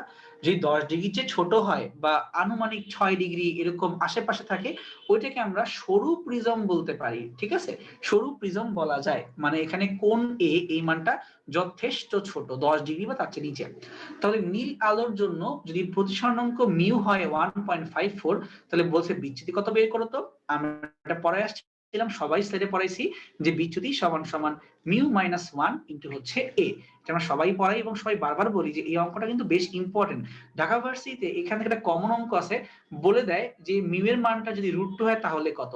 তাহলে যদি অঙ্কটা মিউ এর মান √2 হইতো, তাহলে হচ্ছে 1.414 মাইনাস 1 ইন্টু হচ্ছে 8 ডিগ্রি, তার মানে 0.414 ইন্টু 8 ডিগ্রি। এরকম একটা অঙ্ক আমরা মাঝে মধ্যে কথা বলতে বলতে এটা বলে ফেলি। তো আমরা ওই অঙ্কটাকে একটু মডারেট করে আর একটা নতুন টাইপের মান দিয়ে দিছি, কিন্তু ঘুরে ফিরে অঙ্ক কিন্তু সেম। সো যোগ বিয়োগ করলেই মানটা চলে আসতেছে 4.32 ডিগ্রি। তুমি বলতে পারো ভাইয়া এত তো দশমিক ক্যালকুলেশন করতে কষ্ট হয়, চেষ্টা করতে হবে, তো চেষ্টা করলেই পারবা, এত কষ্ট না। এবার চলো আমরা রিটেন প্রবলেমে চলে যাই। বলা হচ্ছে যে একটি অনুবীক্ষণ যন্ত্রের অভিলক্ষ ও অভিনেত্রের ফোকাস দূরত্ব যথাক্রমে এত এবং এত, তাদের মধ্যবর্তী দূরত্ব কিছু একটা। অভিলক্ষের সামনে কত দূরে বস্তু রাখলে অভিনেত্র থেকে 0.25 মিটার দূরে প্রতিবিম্ব দেখা যাবে। এই দেখো, এই টাইপের কিন্তু একটা অঙ্ক আমরা একটু আগেই করে আসছিলাম এমসিকিউ এর ক্ষেত্রে। দেখো বের করে দেখাই, কোথায় করলাম জানো, একটু দ্বারা বের করি। এই যে আমাদের 5 নাম্বার প্রবলেমটাও কিন্তু আমরা এই টাইপের একটা অঙ্ক করে আসছিলাম। হ্যাঁ, এক্স্যাক্টলি এটা না, কিন্তু মোটামুটি ওই টাইপের অঙ্ক করে আসছি। সো রিটেনে আবারও সেম টাইপেরই ম্যাথ, কিন্তু এবার একটু বড়, মানে 2টা বা 3টা স্টেপে করতে হবে। তো প্রথমেই আমরা আমাদের চোখের জন্য মানে অভিনেত্রের জন্য করতেছি। তো 1/FE সমান সমান হচ্ছে 1/UE প্লাস 1/VE। এখান থেকে আমরা প্রতিটা মান বসাই দিচ্ছি এবং এখান থেকে জানতে পারবো যে আমাদের চোখের লেন্স থেকে কতটুকু দূরে যে তোমার এখানে বিম্বটা চলে আসতেছে, সে মানটা বসাইলাম। খেয়াল করে দেখো, এখানে কিন্তু 0.25 বসাই ফেলছে।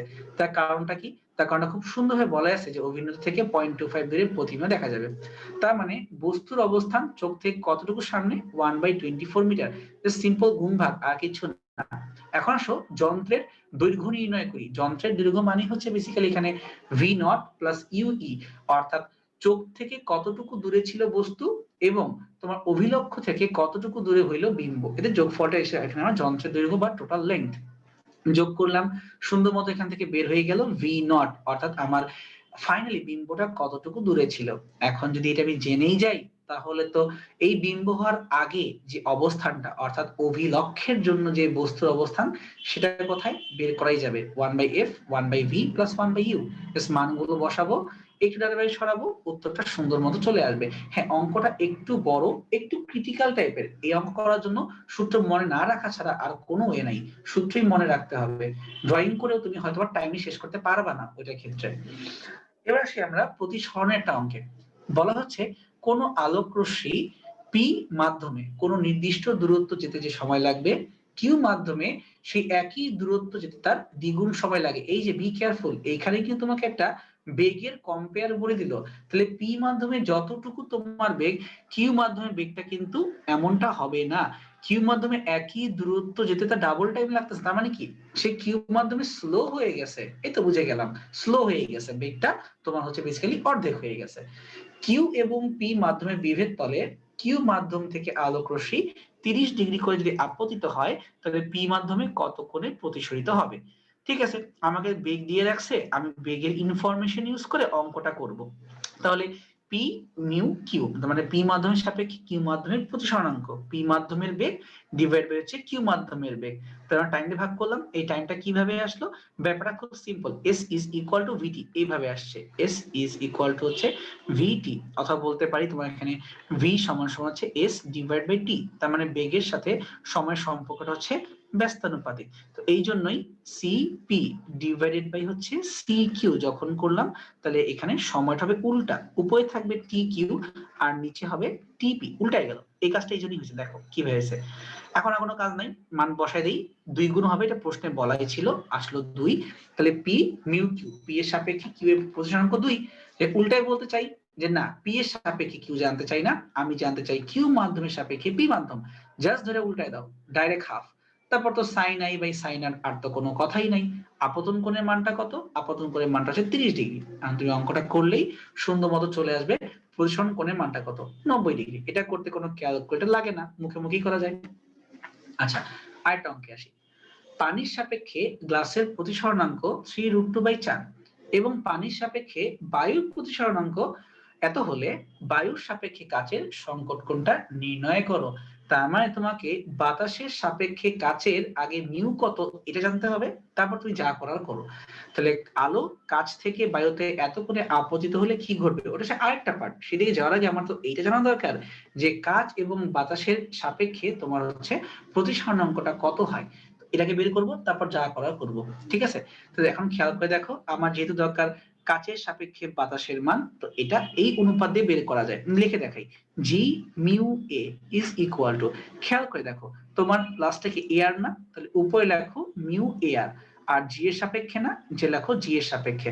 এখন হাতের বাম পাশে জায়গাটা ফাঁকা আছে, তো তুমি যে কয়টা মাধ্যমের নাম নিয়ে লিখে ফেলো। সাপোজ প্রশ্নে আমাকে পানি বলা আছে, তাহলে এখানে পানি বসায় দাও, এখানেও পানি বসায় দাও, শেষ। সুন্দর মতো যাকে বের করতে চাও তাকে রাখো উপরে, যার সাপেক্ষে চাও তাকে রাখো নিচে। আর এখানে কমন নিবা কি, যে কেউ থার্ড একটা মাধ্যম দিয়ে কমন নিলেই হইলো। এগুলোকে অনেক ভাবে লেখা যায়, অথবা তুমি এটাও করতে পারো যে তুমি এয়ার থেকে আগে যাবা ওয়াটারে, তারপরে ওয়াটার থেকে তুমি যাবা গ্লাসে, তবে গ্লাস থেকে ঘুরে তুমি আবার আসবা এয়ারে, ইজ ইকুয়াল টু 1। সো এইভাবে করতে পারি, এইভাবে করতে পারি, যেভাবে তোমার পছন্দ হয় করো, কোনো সমস্যা নাই। করলে আমরা সুন্দর মতো মানটা পেয়ে যাব 45 ডিগ্রি। তার মানে সংকট কোণের মান কিন্তু বুঝে গেছি 45 ডিগ্রি। এখন বলছে যে আলো কাছ থেকে বাতাসে 60 ডিগ্রি কোণে যাবে, 60 ডিগ্রি কোণ কি 45 থেকে বেশি হয়ে গেল না? তো যদি 45 থেকে তোমার এটা বেশি হয়ে যায় তখন কি হবে, অতিরিক্ত কোণে যদি চলে আসে তখনই এখানে পূর্ণ অভ্যন্তরীণ প্রতিফলন ঘটবে। এই যে এরকম আমরা ছবি দেখে আসছিলাম, যে ধরো এটা হচ্ছে সংকট কোণ, যে কালো কালার দিয়ে আঁকলাম, যে সংকট কোণ, যে কালো কালার দিয়ে আসলো এবং এখান থেকে একদম সুন্দর মতো প্রতিশোধিত হয়ে চলে গেল, মানে এখানে 90 ডিগ্রি কোণ করে চলে গেল, তাহলে এই কোণটা হচ্ছে আমার সংকট কোণ। এখন তুমি যদি এই সংকট কোণের চেয়েও বেশি কোণে আপতিত হয় তখন কি অবস্থা হবে, তখন এখান করে পূর্ণ অভ্যন্তরীণ প্রতিফলন, এটাকে আমি নীল কলম দিয়ে আঁকতেছি। এই যে সংকট কোণের চেয়েও যদি বেশি কোণে আপতিত হও তখন কিচ্ছু করার নাই, তুমি ডাইরেক্ট এভাবে প্রতিফলিত হয়ে চলে যাবা। সো এই ঘটনাটি এখানে ঘটছিল, তোমার এই কোণের মানটা অনেক বেশি বড়, 60 ডিগ্রি। শেষ, তুমি যেভাবে মনে রাখতে চাও মনে রাখো, কোনো ব্যাপার না, অঙ্কটা হইলেই হইল। আচ্ছা, এবার আসি, কোন একটি লেন্সের 20 সেন্টিমিটার সামনে 5 সেন্টিমিটার উচ্চতার একটি বস্তু লম্ব হয়ে রাখা হলো। 2.5 সেন্টিমিটার উচ্চতার সোজা বিম্ব এই জন্য গঠিত হয়। খুব ভালো কথা। তাই লেন্সটির ফোকাস দূরত্ব এবং প্রকৃতি নির্ণয় করো। তো দেখো প্রথমেই আমার সন্দেহ হইলো যে আমি 5 সেন্টিমিটার বস্তুকে রাখলাম, কিন্তু এখানে আমি পাইলাম 2.5 সেন্টিমিটার বিম্ব। তার মানে কি, ও তো আবার বিবর্ধন অ্যাকচুয়ালি করে নাই, বিবর্ধন না করে আমাকে ছোট করে দিছে, তার মানে কি ও খর্বিত করে দিছে আমাকে। তাহলে আগে আসো এই ম্যাগনিফিকেশন পার্টটা বের করি। তাহলে এম কথা মানে কি, always minus v by u, অথবা নতুন যে দৈর্ঘ্য হলো ডিভাইড বাই আগে যা দৈর্ঘ্য ছিল। তোমার যে মাইনাস নিয়ে ভয় লাগে তুমি এল প্রাইম দিয়ে ভাবতে পারো, কিন্তু মাইনাস দিয়ে করাটা বুদ্ধিমানের কাজ। তাহলে মাইনাস ভি রাখলাম, কত মিটার সামনে ছিল, 20 সেন্টিমিটার সামনে তুমি রাখছিলা, তাহলে ই হচ্ছে 20, এল প্রাইম বাই এল তুমি হয়ে গেছো 2.5, তুমি আগে ছিলা 5, সো বেসিক্যালি এটা হচ্ছে হাফ। এখন বুঝাই যাচ্ছে, তাহলে V is equal two -10 centimetre. তাই দেখো তুমি কিন্তু ইউ জানো, তুমি ভিও জেনে গেছো, আর কি লাগে, এখন তো এফ বের করা কোনো ব্যাপারই না। তাহলে 1/u plus 1/v is equal two 1/f। F এর মান ধনাত্মক আসতে পারে, ঋণাত্মকও আসতে পারে, এখান থেকেই বুঝতে হবে। এফ এর মান যদি ধনাত্মক হয় তখন সেটাকে আমরা বলবো উত্তল লেন্স, কারণ আমি লেন্স অঙ্ক করতেছি। আর যে এফ এর মানটা নেগেটিভ আসে তখন এটাকে বলা হয় অবতল লেন্স, তাই লিখলাম অবতল লেন্স। তোমাদের পরীক্ষাটা গন্ডগোল লেগে যায়, তোমরা অনেকেই বলো যে ভাইয়া আমি তো জানতাম যদি পজিটিভ হয় তাহলে এটা অবতল হওয়ার কথা। না, এফ এর মান যদি পজিটিভ হয় এবং সেটা যদি দর্পণ হয় তখন তুমি বলতে পারবা এটা হচ্ছে অবতল দর্পণ। আর যদি এফ এর মানটা নেগেটিভ হয় কোনো দর্পণের ক্ষেত্রে তখন তুমি তার নাম দিতে পারো উত্তল দর্পণ। তাহলে একবার ভেবে দেখো তো, দর্পণে যা ঘটতেছে আর লেন্সে যা ঘটতেছে ব্যাপারটা কিন্তু পুরাপুরি উল্টা হয়ে গেল। তো পরীক্ষালে খেয়াল রাখবা যে উত্তল লেন্স প্লাস আর হচ্ছে অবতল দর্পণ প্লাস, তুমি যে কোনো একটা মনে রাখো এবং বাকিগুলাকে সেই হিসেবে উল্টায় পাল্টায় দাও। এটা মাথায় রেখো, লেন্স আর দর্পণ কিন্তু এক জিনিস না, একটু খেয়াল রাখতে হবে। এই যে আমি নিচে লিখে রাখলাম, আশা করি তোমাদের বুঝতে কোনো সমস্যা হয়নি। এবার চলে আসি আরেকটা অঙ্কে, প্রিজমের খুব সুন্দর একটা অঙ্ক, এটা খুবই সুন্দর একটা অঙ্ক। বলা হচ্ছে যে কোনো একটি আলোক রশ্মির জন্য একটি সমবাহু প্রিজমের, এই যে বি কেয়ারফুল, শ্রুতিহীন পেয়ে গেছো সমবাহু প্রিজম, এই কথার মানে কি? এই কথার মানে হচ্ছে প্রিজম কোণটা 60 ডিগ্রি, যা দেখবা মার্ক করবা সমবাহু প্রিজম, এই কথার মানে হচ্ছে প্রিজম কোণ 60 ডিগ্রি। উপাদানের পরিসংখ্যান √2, তাহলে মিউ সমান সমান হচ্ছে √2। প্রিজমের প্রথম প্রতিসরণ তলে আলোক রশ্মি 45 ডিগ্রি কোণে আপতিত হয়, তাহলে I1 সমান সমান হচ্ছে 45 ডিগ্রি। তাহলে রশ্মিটি কত কোণে নির্গত হবে, নির্গত হবে মানে কি ফাইনালি ও কত কোণে বের হয়ে যাবে, আমাকে এটা বের করতে হবে, মানে I2 কত এটা আমাকে বের করতে হবে। এবং বলছে যে এই রশ্মিটি কি ন্যূনতম বিচ্যুতি নির্গত হবে, মানে ডেলেম হবে নাকি হবে না, এই ব্যাপারটা আমাকে কনফার্ম করতে বসে। সেটা কনফার্ম করার আগে একটা কাজ করি, তোমাকে আমি আগে ছবিটা এঁকে দেখাই, ছবিটা আঁকতে পারলে তোমার জন্য একটু বুঝতে সুবিধা হতো। অনেকে এই জিনিসটাকে খুব ভয় পেয়ে যাও, ভয় পাওয়ার কিছু নেই। দেখো আমি তোমাদের একটা সুন্দর মতো চেষ্টা করি, আমার পক্ষে যতটুকু সুন্দর ছবি আঁকা সম্ভব এঁকে দেখাই। তো সাপোজ কি হইল রে, এই যে এইটা, একটু দাঁড়াও আমার হাতটা বাঁকায় যাচ্ছে, একটু দাঁড়াও আমি মুছে আরেকবার রাখি, একটু হোল্ড করো। এই অঙ্কটা যেহেতু বেশ মজার এবং কাইন্ড অফ ইম্পর্টেন্ট, এটাকে আমি একটু সময় নিয়ে বুঝাই, একটু হোল্ড করো। এই যে আমি হচ্ছে তোমার প্রিজমের নিচে এই পার্টটাকে টানলাম, এখন হচ্ছে প্রিজমের এখান থেকে আমি চেষ্টা করব যে এটাকে ঠিক 60 ডিগ্রি করে তুলতে চেষ্টা করব, হবে কিনা আমি জানি না, কারণ এই চেষ্টা করে লাভ নাই। আরে আজকে ডিভাইস খুব ঝামেলা করতেছে, এই দ্বারা আবার মুছতে হবে, ব্যালেন্স থাকতেছে না কেন, একটু দাঁড়াও, একটু বাঁকা করেই আঁকি। এই নাও, মোটামুটি এবার সুন্দর 60 ডিগ্রি হয়েছে, মোটামুটি হয়েছে। তো এটাকে ধরলাম প্রিজমের আমি প্রথম তল, এই প্রথম তলের উপরে আমি একটা অভিলম্ব আঁকলাম আগে। তো কি বলছে এখানে আপতন কোণটা হচ্ছে 45 ডিগ্রি, এই যে একটা 45 ডিগ্রি কোণে আমি সুন্দর মতো একটা আলোক এখানে আপতন করে দিলাম, এটা হচ্ছে আমার জন্য I1 is equal two I1। এখন আমি জানি এটার ভিতরে এই রশ্মিটা তার দিক পরিবর্তন করবে, এই যে দিকটা পরিবর্তন করবে, কিন্তু এখানে কোনটা কত হবে এটা কিন্তু আমি জানি না, এটা হচ্ছে R1। কিভাবে বের করব, ডিরেক্টলি স্নেলের সূত্র, আমরা জানি মিউ সমান সমান sin I1 divided by sin R1। Mu তুমি জানো, I1 তুমি জানো, এখানে সুন্দর মতো R1টা বের হয়ে যাবে, অর্থাৎ প্রথম তলের ভিতরে ও কতটুকু অ্যাঙ্গেল করে বের হয়ে যাবে এটা আমি বের করতে পারবো। সো পেয়ে গেলাম 30 ডিগ্রি। করতে করতে ও দ্বিতীয় তল পর্যন্ত চলে আসলো। এবার এই দ্বিতীয় তলের উপরে তুমি একটা আবারও অভিলম্ব ড্র করে ফেলো। এবার জানার বিষয়টা হচ্ছে যে এই তল দিয়ে ও কতটুকু কোণ করে বের হবে। বা তুমি ভাবতে পারো যে ভাইয়া আমি তো এখানকার R2 এই মানটাই জানি না, এখন আমি কি করব, এইটা তুমি বুদ্ধি খাটাও। যে কোনো প্রিজমই প্রিজম কোণ সমান সমান হচ্ছে R1 প্লাস R2, তাহলে এখান থেকে বের হয়ে যাবে R2 এর মানটা কত, এবং আমি এর মানটা কিভাবে জানি, এর মানটা হচ্ছে যে এইখানে যেহেতু সমবাহু ত্রিভুজ, তাহলে এখানে এর মানটা হচ্ছে 60 ডিগ্রি। ঠিক একইভাবে আমি পেয়ে যাচ্ছি R2 এর মানটাও ঘুরে ফিরে সেই সেম 30 ডিগ্রি হলো। তাহলে এখান থেকে আসার পরে এটা সুন্দর মতো বের হয়ে যাবে। তাহলে এখানে যে কোণটা হবে এই কোণের মানটা হচ্ছে I2। তবে নির্গত হলো বলতে অ্যাকচুয়ালি আমি এটাও বলতে পারি দ্বিতীয় তলে যে কোণ করে আপতিত হবে, আমি আবার বলতেছি দ্বিতীয় তলের আপতন কোণ মানেই কিন্তু সর্বশেষ নির্গত কোণ। তাহলে আবারও মিউ সমান সমান হচ্ছে sin I2 divided by sin R2, তুমি সবই জানো, জাস্ট যোগ বিয়োগ করে দাও, গুণ ভাগ করো, সুন্দর মতো I2 মানটা চলে আসবে হচ্ছে 45 ডিগ্রি বা 45 ডিগ্রি। সো এই যে আমার প্রথম অঙ্কটা শেষ হয়ে গেল। এখন বলতেছে যে এখানে কি ন্যূনতম বিচ্যুতি হবে নাকি হবে না, বলো দেখি। এই ক্লাসে একটু আগে কিন্তু আমি তোমাকে বলতেছিলাম একটা এমসিকিউ এর ক্ষেত্রে বিচ্যুতির ক্ষেত্রে যে কোন কোন শর্তে ন্যূনতম বিচ্যুতি হওয়া যাবে। প্রথম শর্ত ছিল এরকম যে I ওয়ান সমান সমান I2 হতে হবে, আর দ্বিতীয় শর্ত বলছিলাম যে R1 সমান সমান R2 হতে হবে। এবং মজার বিষয় হচ্ছে কোনো কারণে হ্যাঁ এই কথাগুলো সত্য হয়ে গেছে, I1 মানে I2 মানে 45, R1 মানে R2 মানে 30, সামও মিলে গেছে। সবসময় মিলবে এমন তো কোনো কথা নেই, যেহেতু মিলে গেছে ওকে ফাইন, তার মানে এখানে ন্যূনতম বিচ্যুতি হবে। খুশি হয়ে যাও, মিলে গেল। অঙ্কটা কিন্তু কঠিন না, বাট ড্রয়িংটা করো, আমি আশা করি ড্রয়িং তোমাদেরকে বুঝাইতে পারছি, এত কঠিন লাগে নাই। এবং এখানে অ্যাকচুয়ালি আমাদের লাস্ট অঙ্কটা শেষ হয়ে যায়। সবাইকেই হয়তো একটু তাড়াতাড়ি বুঝাই বলছি, বাট মেবি কারো তেমনটা বুঝতে কষ্ট হয় নাই, আশা করি বুঝা গেছে। আর এই বিষয়টার সাথে একটা সুন্দর আমাদের বিচ্যুতি কোণের যে লাস্ট একটা আমাদের গ্রাফ ছিল, ওটা একদম শুধু এমসিকিউ বলে আসছি। তাহলে খেয়াল করে দেখো, এই কনসেপ্টে আমাদের এমসিকিউ থাকতে পারে, ইভেন এই কনসেপ্টে আমাদের ম্যাথও থাকতে পারে। এই যে আমি 8 নাম্বার এটা কথা বলতেছিলাম, তো দেখো সবকিছু কিন্তু কাজে আসে। তোমাদের ভয় পাওয়ার জায়গাটা হচ্ছে অনুবীক্ষণ যন্ত্রের জন্য অথবা দূরবীক্ষণ যন্ত্রের জন্য, এটা অ্যাকচুয়ালি ভয় পাওয়ার মতোই বিষয়। তার কারণ এটা গুণ ভাগটা বেশ ক্রিটিক্যাল, বা 2-3 স্টেপে করতে হয়, এতে ভয় পাওয়ার একদম কিচ্ছু নাই। প্র্যাকটিস করো, একটু মেমোরাইজ করো, পারবা। এবং আরেকটা কথা বলি, পরীক্ষায় সব অ্যান্সার করে আসতে হবে এমন তো কোনো কথা নাই। তোমার এমসিকিউ না হয় তুমি একটা অনুবীক্ষণ যন্ত্র আমার মনে হচ্ছে যে পারবো না, ভুল দাগানোর চেয়ে না দাগানোটা বেশি বুদ্ধিমানের কাজ। শুধু শুধু ভুল দাগায়ও না, কম দাগাও, ঠিক দাগাও, তুমি চান্স পাবা। অনেকেই বলে অনেক দাগায় আসছি, বাট আলটিমেটলি চান্স পায় না, তার কারণ ভুল জন্য নেগেটিভ মার্কিং হবে এবং এটা ক্ষতিকর হবে। তাহলে এখানে আমরা আপাতত ফিক্সের পার্টটা শেষ করে দিই, এখন তোমাদের আবরার ভাইয়া কন্টিনিউ করবে। সো আবরার, তুমি আসছো ভাইয়া?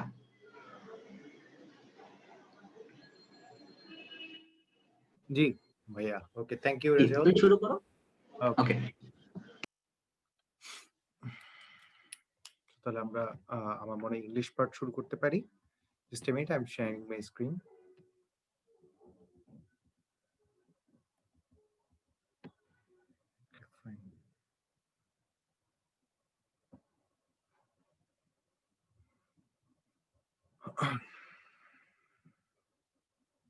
আচ্ছা,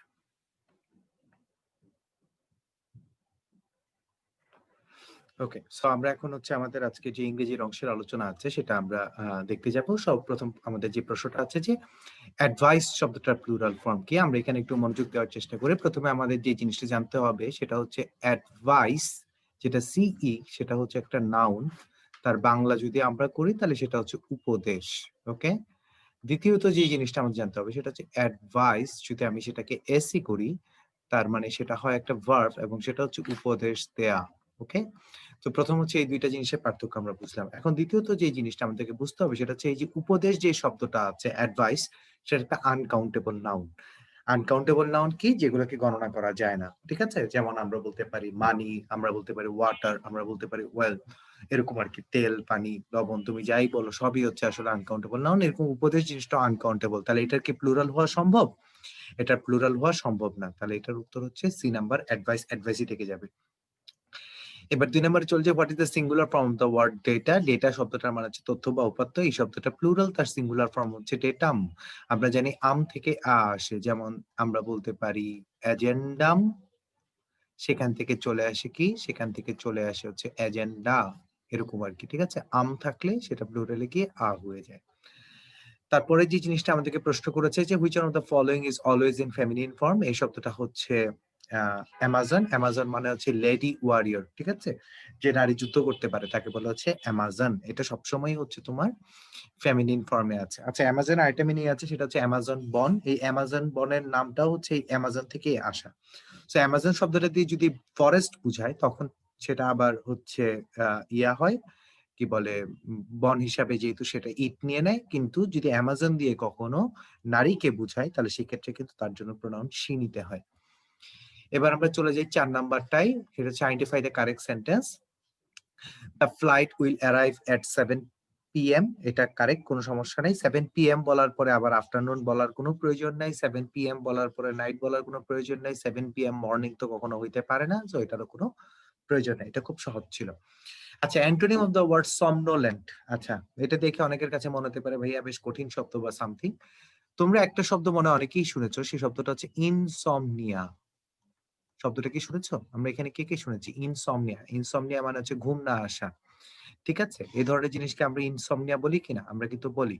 তাহলে সম জিনিসটা, এই যে এই সম শব্দটা কিসের সাথে রিলেটেড? ঘুমের সাথে related, M I right?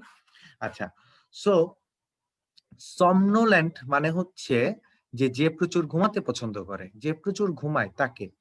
R ওয়েকফুল, awake বা ওয়েক শব্দের অর্থ তো জানোই তোমরা, জেগে থাকা। ওয়েকফুল মানে হচ্ছে যে ঘুমায় না, যে সবসময় জেগে থাকে, তাকে বলা হচ্ছে ওয়েকফুল। সো এটা একটা আরেকটার অ্যান্টোনিম, ঠিক আছে? সো আমি যদি স্টুডেন্ট হতাম, আমি যখনই দেখতাম যে এখানে আমার এই যে সম জিনিসটা মিলে গেছে, ইন জিনিসটা দিয়ে তো অ্যান্টোনিম বোঝায়, তাই না? ইন সম মানে কি, যার ঘুম নাই। আর সম মানে কি, যার ঘুম আছে। ওকে, সো এইভাবে কিন্তু তুমি সহজে মনে রাখতে পারো। ড্রাউজি মানে হচ্ছে যে ঝিমাচ্ছে, সো এটা হচ্ছে তুমি তার সিনোনিম ধরতে পারো। ডরমেন্ট মানে হচ্ছে যে তোমার অ্যাক্টিভ না, ঠিক আছে, ইনঅ্যাক্টিভ, সেটাকে বলে। স্লাম্বারাস মানে তো বুঝে স্লথ টাইপের, যে প্রচন্ড ঝিমায়, এবং ওই যে ড্রাউজির সিনোনিম বা সন্ডোরেন্টের সিনোনিম হচ্ছে স্লাম্বারাস। ওকে, তারপর হচ্ছে 6 নম্বরে চলে যাই। রিক্যান্ট শব্দটার সিনোনিম কি জানতে চেয়েছে। রিক্যান্ট শব্দটার মানে হচ্ছে কোনো কিছু প্রত্যাহার করে নেওয়া। প্রত্যাহার করা মানে কি, কোনো কিছু উইথড্র করে নেওয়া, সামথিং। অ্যাবজিউর মানে হচ্ছে রিজেক্ট করা। সো অ্যাবজিউর এবং রিক্যান্ট এই দুইটা হচ্ছে সিনোনিমাস শব্দ। তার বাইরে দেখো একটা শব্দ আছে অ্যাভাও। এই শব্দটা অনেক ইম্পর্টেন্ট, এটা বিভিন্ন পরীক্ষাতে আসে। আমরা প্রথমে এই ভোকাবুলারিটা কিভাবে শিখবো। প্রথমে একটা শব্দ আছে ভাও। ভাও মানে কি, কেউ কি বলতে পারবো আমরা এখানে? ভাও মানে কি? ভাও মানে হচ্ছে কোনো কিছু প্রমিস করা, ঠিক আছে, বা কোনো কিছু বলা, যে কোনো কি বলবো, কথা দেওয়া বা সামথিং। আই ভাও that I will do it, তার মানে আমি বলছি যে আমি এটা করবো, আমি কথা দিচ্ছি আই উইল আমি এটা করবো। এবার আগে যদি আমরা একটা এ যুক্ত করে দিই, সেটা হচ্ছে অ্যাভাও। অ্যাভাও শব্দটার মানে হচ্ছে যে কোনো কিছু ডিক্লেয়ার করা, সত্য বলে ডিক্লেয়ার করে দেওয়া, ঠিক আছে? সো এটাকে আমরা বলতে পারি ডিক্লেয়ার, কিংবা হচ্ছে সাক্ষ্য দেওয়া, বা বলতে পারো জবান দেওয়া, যে হ্যাঁ আমি বলছি এটা সত্য বা সামথিং। এটাকে বলে অ্যাভাও, কোনো কিছু টেস্টামেন্ট করা, এই ধরনের জিনিসকে বলে অ্যাভাও। এটার অ্যান্টোনিম হচ্ছে ডিসঅ্যাভাও। অ্যাভাও শব্দের অ্যান্টোনিম হচ্ছে ডিসঅ্যাভাও। তাহলে ডিসঅ্যাভাও মানে কি, কোনো কিছু করতে অস্বীকৃতি জানানো, ঠিক আছে, যে আমি এটা করব না, বা আমি এটাকে এটা বলে মানি না, বা সামথিং, এটাকে বলে ডিসঅ্যাভাও। তাহলে এই প্রত্যেকটা শব্দই কিন্তু পরীক্ষায় আসে, যে কোনো সময় যে কোনোটা আসতে পারে। তো সবগুলো একই রুট থেকে আসা। তারপরে যে শব্দটা আছে সেটা হচ্ছে এসপাউস। এই শব্দটা অনেক ইম্পর্টেন্ট, এই শব্দটাও পরীক্ষায় আসে। আচ্ছা, এসপাউস শব্দটার প্রোনাউন্সিয়েশনটা একটা স্পাউসের মতো না? দেখো তো, স্পাউস মানে কি? হাজবেন্ডের স্পাউস হচ্ছে তার ওয়াইফ, আর ওয়াইফের স্পাউস হচ্ছে তার হাজবেন্ড। সো ব্যাপারটা এরকম, স্পাউসরা কি করে, একে অপরকে সাপোর্ট দেয়, একে অপরকে কোনো কিছু করতে অনুপ্রেরণা দেয়, এরকম। স্পাউস শব্দটার মানে হচ্ছে সাপোর্ট, ঠিক আছে? সো তুমি যদি ওইটার সাথে এটা রিলেট করতে পারো, তুমি এমনিও মনে রাখতে পারো। স্পাউস মানে কোনো কিছুকে সাপোর্ট করা। যেমন ধরো বলা হচ্ছে যে এইভাবে কি ঘুম থেকে কি দেরি করা উচিত, দেরি করে ওঠা উচিত, বা ঘুম থেকে কি আর্লি ওঠা উচিত, তুমি বললা I espouse that people may wake up late. অর্থাৎ আমি সাপোর্ট করি এটাকে, যে হ্যাঁ একজন দেরি করে ঘুম থেকে উঠতেই পারে, I don't think it's a problem or something. এই ধরনের সাপোর্ট করাকে বলে স্পাউস। তারপরে কন্টেন্ট, এটা তো তোমরা জানোই, এটা আর আমি বলে সময় নষ্ট করতে চাই না। তারপরটাই চলে যাই। রয় হ্যাজ রিকভার্ড ড্যাশ ইলনেস। এটা হচ্ছে কোনো কিছু থেকে মুক্তি লাভ করা, কোনো কিছু থেকে সুস্থ হওয়া, এটাকে বলা হচ্ছে recover from. Ulysses was sick dash idle life. আচ্ছা, কোনো কিছুতে অতিষ্ঠ হয়ে ওঠা, অতিষ্ঠ হয়ে ওঠা, সেটাকে বলা হচ্ছে সিক অফ, ঠিক আছে, যে I am sick of my mundane life, তার মানে আমার এই সব কি বলে দুনিয়াবি জীবন আমার আর ভাল লাগে না, ঠিক আছে? তুমি বললা যে আমার আমার কাছে এগুলো সব বোরিং লাগে, এরকম এই ধরনের জিনিস আর কি। সিক অফ, কোনো কিছুতে অতিষ্ঠ হয়ে ওঠা, ঠিক আছে। I am sick of my life within four walls, অর্থাৎ আমি আমার জীবনকে চার দেয়ালের মধ্যে দেখতে দেখতে আমি ক্লান্ত, আমি অতিষ্ঠ হয়ে গেছি, এই ধরনের, ঠিক আছে। আচ্ছা, 9 নাম্বার চলে যাই আমরা। Find out the word in the singular form. বলছে নিচে কোন শব্দটা সিঙ্গুলারে আছে, সেটা ক্রাইটেরিয়া। এই শব্দটা প্লুরাল, তার সিঙ্গুলার ফর্ম হচ্ছে ক্রাইটেরিয়ন। এজেন্ডা, এই শব্দটা একটু আগে আমি মনে দেখাচ্ছিলাম, এজেন্ডাম, ইউএম আম থেকে আসে। ডেটা, এই শব্দটা আসে হচ্ছে ডেটাম থেকে। আর ইন্ডেক্স, এই শব্দটা সিঙ্গুলার, ইন্ডেক্স শব্দটা সিঙ্গুলার আছে, এবং তার প্লুরাল ফর্ম হচ্ছে ইন্ডাইসেস। ওকে, তো অনেকেই বলতে পারো ভাই ইন্ডেক্স মানে কি? ইন্ডেক্স মানে হচ্ছে সূচিপত্র। দেখবে যে বইয়ের শুরুতে হচ্ছে সিরিয়ালি অ্যালফাবেটিক্যালি সবগুলো জিনিস দেওয়া থাকে, সেই জিনিসটাকে বলা হচ্ছে ইন্ডেক্স। তারপরে চলে যাই আমরা 10 নাম্বার। সেই আমাদেরকে জিজ্ঞেস করছে ফোকাস শব্দটার প্লুরাল ফর্ম কি? এটার উত্তর হচ্ছে ফসি। মনে রাখবা, যদি শেষে ইউএস আস থাকে সেটা আই হয়ে যায়। ইউএস আস থাকলে সেটা কি হয়ে যাবে? আই হয়ে যাবে। যেমন ধরো আমরা যদি বলি রেডিয়াস, তাহলে দেখো রেডিয়াস, ইউএস আস আছে, তাহলে আমি এটাকে প্লুরাল করি, সেটা হয়ে যাবে রেডি। ডাবল আই কেন ভাইয়া? একটা আই তার সাথেই ছিল, আরেকটা আই আসের পরিবর্তে আসছে, এই জন্য ডাবল আই। মনে থাকবে?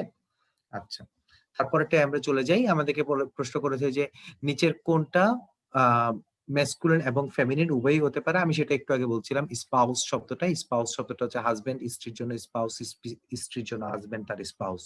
সো স্পাউস হচ্ছে উভয় লিঙ্গের জন্য প্রযোজ্য। ওকে, আচ্ছা তারপরে চলে যায় অ্যান্টিফাই দ্য কারেক্ট সেন্টেন্স। বলছে যে এখানে ব্যাপারটা কি, আচ্ছা মিস স্টেটমেন্ট মানে কি? মিস স্টেটমেন্ট হচ্ছে মিথ্যা বক্তব্য দেওয়া। তো তাকে ধরেছে, the accused was guilty of মিথ্যা। অ্যাকিউজ যাকে দোষ দেওয়া হচ্ছে, যার বিরুদ্ধে অভিযোগ আনা হয়েছে, তার বিরুদ্ধে অভিযোগ কি? সে ভুল তথ্য দিয়েছে, সে মিথ্যা কথা বলেছে সেজন্য। তো মিথ্যা কথার আবার মিথ্যা করবা? হয় না। মিস স্টেটমেন্টের আবার ফলস কি? এরকম তো কোনো কিছু নাই। তুমি কি বলবা ফলস রং? এটা কি বলা যায়? না। ফ্রডুলেন্টের সাথে আবার মিস স্টেটমেন্ট, ফ্রডুলেন্ট মানেই তো মিথ্যা বলা, তারপরে আবার মিস স্টেটমেন্ট বাদ। গ্রস মিস স্টেটমেন্ট এটা আবার কি জিনিস? এরকম তো কোনো কিছু নাই। একটা জিনিস মিথ্যা তাহলে সেটা মিথ্যা, সেটার আর কোনো প্রকারভেদ হইতে পারে না। সুতরাং এটাও বাদ। তাহলে হচ্ছে বি সি ডি বাদ, উত্তর হচ্ছে এ নাম্বার। এবার 13 নম্বরে চলে যাই। কুইসেন্ট শব্দটার মানে কি? আচ্ছা এই শব্দটার সাথে কোন শব্দটার বানান মিলে একটু মিলাও তো। Q U I E T, quiet একটা শব্দ আছে কিনা বলো তো আমাকে। তোমরা মনে হয় অনেকেই শুনেছো কোয়াইট শব্দটা। কোয়াইট মানে কি? কোয়াইট মানে হচ্ছে নীরব। যেমন কোয়াইট এরিয়া, কোয়াইট আওয়ার্স। আচ্ছা চিন্তা করো এখন, কোয়াইট এরিয়া বা কোয়াইট আওয়ার্স আমরা কি কোনো কাজ করি? কোয়াইট আওয়ার্স আমরা কিন্তু কাজ করি না। আমাদেরকে ওই সময়টা দেওয়াই হয়েছে হচ্ছে নিরিবিলি রেস্ট নেওয়ার জন্য। কোয়াইট এরিয়া মানেই হচ্ছে কি সেখানে কোনো ব্যস্ততা থাকা যাবে না, ঠিক আছে? সেখানে কোনো শব্দ করা যাবে না, সেখানে কোনো কনসার্ট করা যাবে না বা সামথিং। তাহলে এই কুইসেন্ট শব্দটার মানে নিশ্চয়ই এরকম কোনো কিছু হতে পারে। তো কুইসেন্ট শব্দটার মানে হচ্ছে ইনঅ্যাক্টিভিটি, ঠিক আছে? অর্থাৎ কোনো কিছু না করা। ওকে, ইন অ্যাক্টিভিটি। এই কুইসেন্ট শব্দটার মানে হচ্ছে ইনঅ্যাক্টিভিটি। তাহলে তার অ্যান্টোনিম কি হবে? অ্যাক্টিভ। সেটা হচ্ছে তার অ্যান্টোনিম। আরেকটা হচ্ছে যে তোমরা বলতে পারো ভাই এখানে একটা শব্দ আছে টর্পিড। এই টর্পিড শব্দটার মানে কি? ভাই টর্পিড শব্দটার মানে হচ্ছে যে স্লাগিশ ব্যক্তি, ঠিক আছে? স্লাগিশ বুঝো? আমি একটা দ্বারা আরেকটা পড়াচ্ছি, এটা হচ্ছে মন্থর, যে সহজে নড়তে চায় না বা সামথিং। এই টর্পিড আর লেথার্জিক তারা হচ্ছে সিনোনিম। এই কুইসেন্টও হচ্ছে তাদের সিনোনিম, ঠিক আছে? ইনার্ট মানে কি? ইনার্শিয়া বুঝো? ইনার্শিয়া, ইনার্শিয়া মানে কি? জড়তা, এক ধরনের জড়তা কাজ করে। তাহলে ইনার্ট মানে কি? জড়, যেটা সহজে নড়তে চায় না, এটার মধ্যে একটু স্থবিরতা থাকে, সেটাকে বলা হচ্ছে ইনার্ট। তাহলে এদের এ সি ডি এরা প্রত্যেকেই সিনোনিমাস কুইসেন্টের, একমাত্র বি হচ্ছে তার অ্যান্টোনিম। তারপরে আমাদেরকে জিজ্ঞেস করেছে যে সিনোনিম অফ দা ওয়ার্ড রিকালসিট্রেন্ট, এই শব্দটার মানে কি? আচ্ছা রিকালসিট্রেন্ট শব্দটার অর্থ মানে হচ্ছে আনকোঅপারেটিভ, ঠিক আছে? যে কোঅপারেট করে না এরকম। আমরা লিখি আনকোঅপারেটিভ, ঠিক আছে? আনকোঅপারেটিভ এই শব্দটার সিনোনিম হচ্ছে ডিফাইন। ডিফাইন যে হচ্ছে কোনো কিছু মেনে নেয় না বা যে কোনো কিছুতে সহযোগিতা করে না। তুমি আমাকে বললা ভাইয়া চলেন বার্গার খাই, আমি বললাম না আমি খাবো না, তার মানে আমি এক ধরনের ডিফাইন্ড অ্যাটিটিউড দেখাচ্ছি। তারপরে যে ধরো রিকালসিট্রেন্ট অ্যাটিটিউড দেখাচ্ছে, অর্থাৎ আমি কোঅপারেট করতেছি না। সবাই বলতেছে চলো আমরা সোমবার যাই, একজন বলতেছে না সোমবার গেলে আমি যাব না, চলো আমরা মঙ্গলবার যাব, মঙ্গলবার গেলে চলো তাইলে আমি আসি নাইলে আমি নাই। তার মানে কি? সে এক ধরনের রিকালসিট্রেন্ট অ্যাটিটিউড করতেছে। অ্যামনেবল মানে হচ্ছে নমনীয়, যাকে তুমি খুব সহজেই যাকে তুমি হচ্ছে বুঝাইতে পারবা। হ্যাঁ, কিছু কিছু মানুষ থাকে না, তাকে বুঝাইলে বুঝে এবং তখন সে অনুযায়ী কাজ করে, এই ধরনের পার্সনকে বলা হচ্ছে অ্যামনেবল। এবার চলে যাই 15 নম্বরে। I bought a pair of new shoes which are very similar dash a pair I had before. আমরা জানি সিমিলার শব্দের সাথে টু বসে, এটা খুবই সহজ। Similar to something. ধরো আমি যদি বলতে পারি ইন মেনি ওয়েজ, আমি বললাম a book is similar to a movie, অর্থাৎ অনেক ভাবেই হচ্ছে বই এবং মুভি একই রকম। কথা আমি বললাম আর কি এরকম। তো সিমিলার শব্দটার সাথে টু বসে। আচ্ছা, you should be repentant dash your misdeeds, এটা হচ্ছে রিপেন্টেন্ট ফর কোনো কিছুর জন্য হচ্ছে। রিপেন্ট মানে কি? অনুতপ, অনুতপ্ত হওয়া, এরকম। রিপেন্টেন্ট ফর, আমি বলি না এটার জন্য তোমার অনুতপ্ত হওয়া উচিত, তাহলে এটার জন্য অনুতপ্ত, এরকম আমরা জন্য বলি না? তখন কি আসবে? ফর আসবে। আচ্ছা, এবার আমাদেরকে ভার্সিটি বেসড স্ট্যান্ডার্ড কিছু কোশ্চেন, আমরা সেগুলো একটু দেখি। আমাদেরকে বলেছে আর্টিকেল দিয়ে কমপ্লিট করতে। He wants to be dash Shakespeare. Shakespeare হচ্ছে কি? একজন ব্যক্তির নাম, আমরা জানি বিখ্যাত কবি ছিলেন। এখন সে শেক্সপিয়ার হতে চায়, বলতে কি আমি শেক্সপিয়ার ব্যক্তিকে বোঝাচ্ছি না শেক্সপিয়ারের মতো বোঝাচ্ছি? শেক্সপিয়ারের মতো বোঝাচ্ছি, তাই না? আমরা বলতে পারি না যেমন ধরো a Nazrul is not born every day, অর্থাৎ নজরুলরা প্রতিদিন জন্মায় না, সে চাইলেই শেক্সপিয়ার হতে পারবে না, এরকম আমরা বলতে পারি না? তো এই ধরনের কিছুতে হচ্ছে তখন তার আগে আর্টিকেল এ আসে। ওকে, তারপর হচ্ছে this is dash day of our conference, এটা হচ্ছে 5th। আচ্ছা মনে রাখবে এই জিনিসটা, 5 এটা হচ্ছে আমার নিউমেরিক্যাল নাম্বার, আর 5th সেটা হচ্ছে কি তার পজিশনগত নাম্বার, ঠিক আছে? বা আমি যদি এরকম লিখি 5th, তাহলে এটা হচ্ছে তার পজিশনগত নাম্বার, পঞ্চম অবস্থান বোঝায়। এই ধরনের ক্ষেত্রে তার আগে দা দিতে হয়। ওকে, সো তাহলে এখানে দিবা যে the 5th day of the conference. Okay, তাহলে আমি 1 এর আগে দা দিব না, কিন্তু আমি ফার্স্ট বললে তার আগে দা দিব। আমি 2 এর আগে দা দিব না, কিন্তু আমি যদি সেকেন্ড বলি তাহলে তার আগে দা দিব। এটা হচ্ছে রুলস। আচ্ছা, no horizon was directed by, no horizon সম্ভবত কোন একটা মুভির নাম হবে।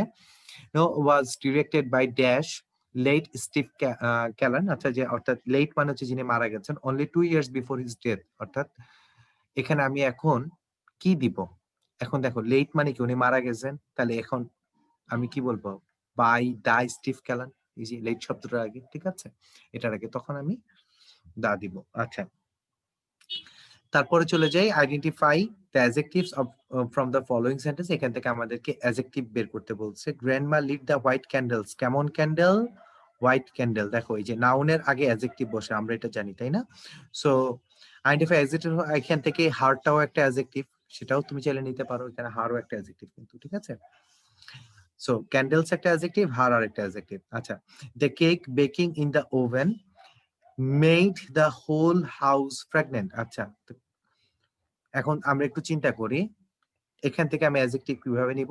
আমি আগে প্রথমে হচ্ছে দা কেক, কেকের আগে কিন্তু কোনো অ্যাডজেক্টিভ দেওয়া নাই, দা আর্টিকেল আছে। Baking in the oven, oven আর একটা নাউন, সেটার আগেও কোনো অ্যাডজেক্টিভ নাই, আর্টিকেল দা আছে। Made the whole house, house হচ্ছে একটা নাউন, তাহলে হোল হাউসের হোল একটা অ্যাডজেক্টিভ, আমি চাইলে এটাকে পিক আপ করতে পারি। অথবা এই হোল হাউসের অবস্থা কি করছে? প্রেগন্যান্ট করছে, তাহলে এটা আরেকটা অ্যাডজেক্টিভ, সেটা হচ্ছে এই মেড ভার্বের পরে এই পুরো জিনিসটাকে মডিফাই করার জন্য। সো আমরা জানি কিছু কিছু ভার্বের পরে অ্যাডভার্ব না বসে অ্যাডজেক্টিভ বসতে পারে, সেই ধরনের ভার্বকে আমরা কি বলি? আমরা বলি হচ্ছে লিঙ্কিং ভার্ব। মেক জিনিসটা লিঙ্কিং ভার্ব হিসেবে কাজ করতে পারে, এবং এখানে প্রেগন্যান্টটা হচ্ছে একটা অ্যাডজেক্টিভ। তারপরে চলে যাই 3 নাম্বার, এখানে বলছে fill in the blanks with an adjective with an appropriate degree of comparison. সঠিকটা বসাইতে হবে। The town is as large as, আমরা জানি অ্যাজ এর মাঝখানে অ্যাডজেক্টিভ এর পজিটিভ ফর্ম বসে, আমরা বসাই দিলাম। মারিসা বট ড্যাশ কার দেন। আচ্ছা, দেন হার কুড এভার ইমাজিন, দেন আচ্ছা এটা প্রবাবলি শি হওয়ার কথা, আই গেস। মারিসা তো মেয়ের নাম হওয়ার কথা, যাই হোক, কি হোক শি হোক, বিষয় না। মারিসা বট এ, এখন এই দেনটা দেখে আমি বুঝতে পারতেছি না এটা কম্পারেটিভ ডিগ্রিতে আছে। দেখো দেন আসে কম্পারেটিভ ডিগ্রিতে, তাহলে নিউ এর কম্পারেটিভ ফর্ম কি? নিউয়ার। আচ্ছা, সজীব ইজ দা, তাহলে এটা কি হবে? Fastest runner. সহজ, একদম সহজ, কিন্তু ফাস্টেস্ট দা আছে, তাহলে এটা দেখে আমরা বুঝবো অফ অল, সবার মধ্যে সে হচ্ছে সবচেয়ে ফাস্টেস্ট। আচ্ছা, এখানে যদি আমি দিতাম of the two, of the two, তাহলে আমি কি বলতাম? তখন কিন্তু আবার যদি দুইজনের মধ্যে হতো তখন কিন্তু আমার ফাস্টেস্ট দিতাম না, আমি দিতাম faster, the faster of the two. আচ্ছা, complete the following sentence with appropriate preposition, আমাদেরকে সঠিক প্রিপোজিশন দিয়ে ফিল আপ করতে বলেছে। Bethany developed a test for, আচ্ছা টেস্ট ফর মানে হচ্ছে কোনো কিছুর জন্য এটাকে কি বলা যেতে পারে? Test for journeys to isolated, মানে হচ্ছে তার এই দিকে একটা আগ্রহ আছে, ঠিক আছে? কোনো কিছুর প্রতি ন্যাক থাকা, সেটাকে বলে টেস্ট ফর, তাহলে এটা হচ্ছে test for. Writers are tolerant of, টলারেন্টের সাথে অফ হয়। অ্যাপ্রোপ্রিয়েট পজিশন গুলো আসলে মুখস্থ রাখতে হবে, মুখস্থ রাখার জন্য ঘন ঘন রিভিশন দিতে হবে। ঘন ঘন রিভিশন দেওয়ার কোনো বিকল্প নাই কিন্তু ভাইয়া, ঠিক আছে? অবশ্যই রিভিশন দিবা ঘন ঘন। Okay, so writers are tolerant of the criticism, তার মানে হচ্ছে লেখকরা তাদের নামে যদি কোনো ক্রিটিসিজম হয়, সমালোচনা করে, তাহলে সেটা তারা সহ্য করতে পারে, তারা সহ্য করার ক্ষমতা রাখে। আচ্ছা, Sasha got picked in I, এখানে আমাদের কি বলছে? অ্যাপ্রোপ্রিয়েট আর্টিকেল দিয়ে বলছে পিকড ইন দা আই। আচ্ছা, was poked, sorry poked in the eye, poke মানে হচ্ছে খোঁচা দেওয়া, ঠিক আছে? Sasha got poked in the eye অর্থাৎ সাশার চোখে কেউ খোঁচা দিছে, এটা। The organization helps dash elderly, আচ্ছা এটা হচ্ছে এখানে বৃদ্ধদেরকে বোঝাচ্ছে না। আমরা একটা জিনিস মনে রাখবো, শোনো, মনে রাখবা, adjective plus ly is equal two হচ্ছে নাউন। ওকে, আর এটা হচ্ছে নাউন,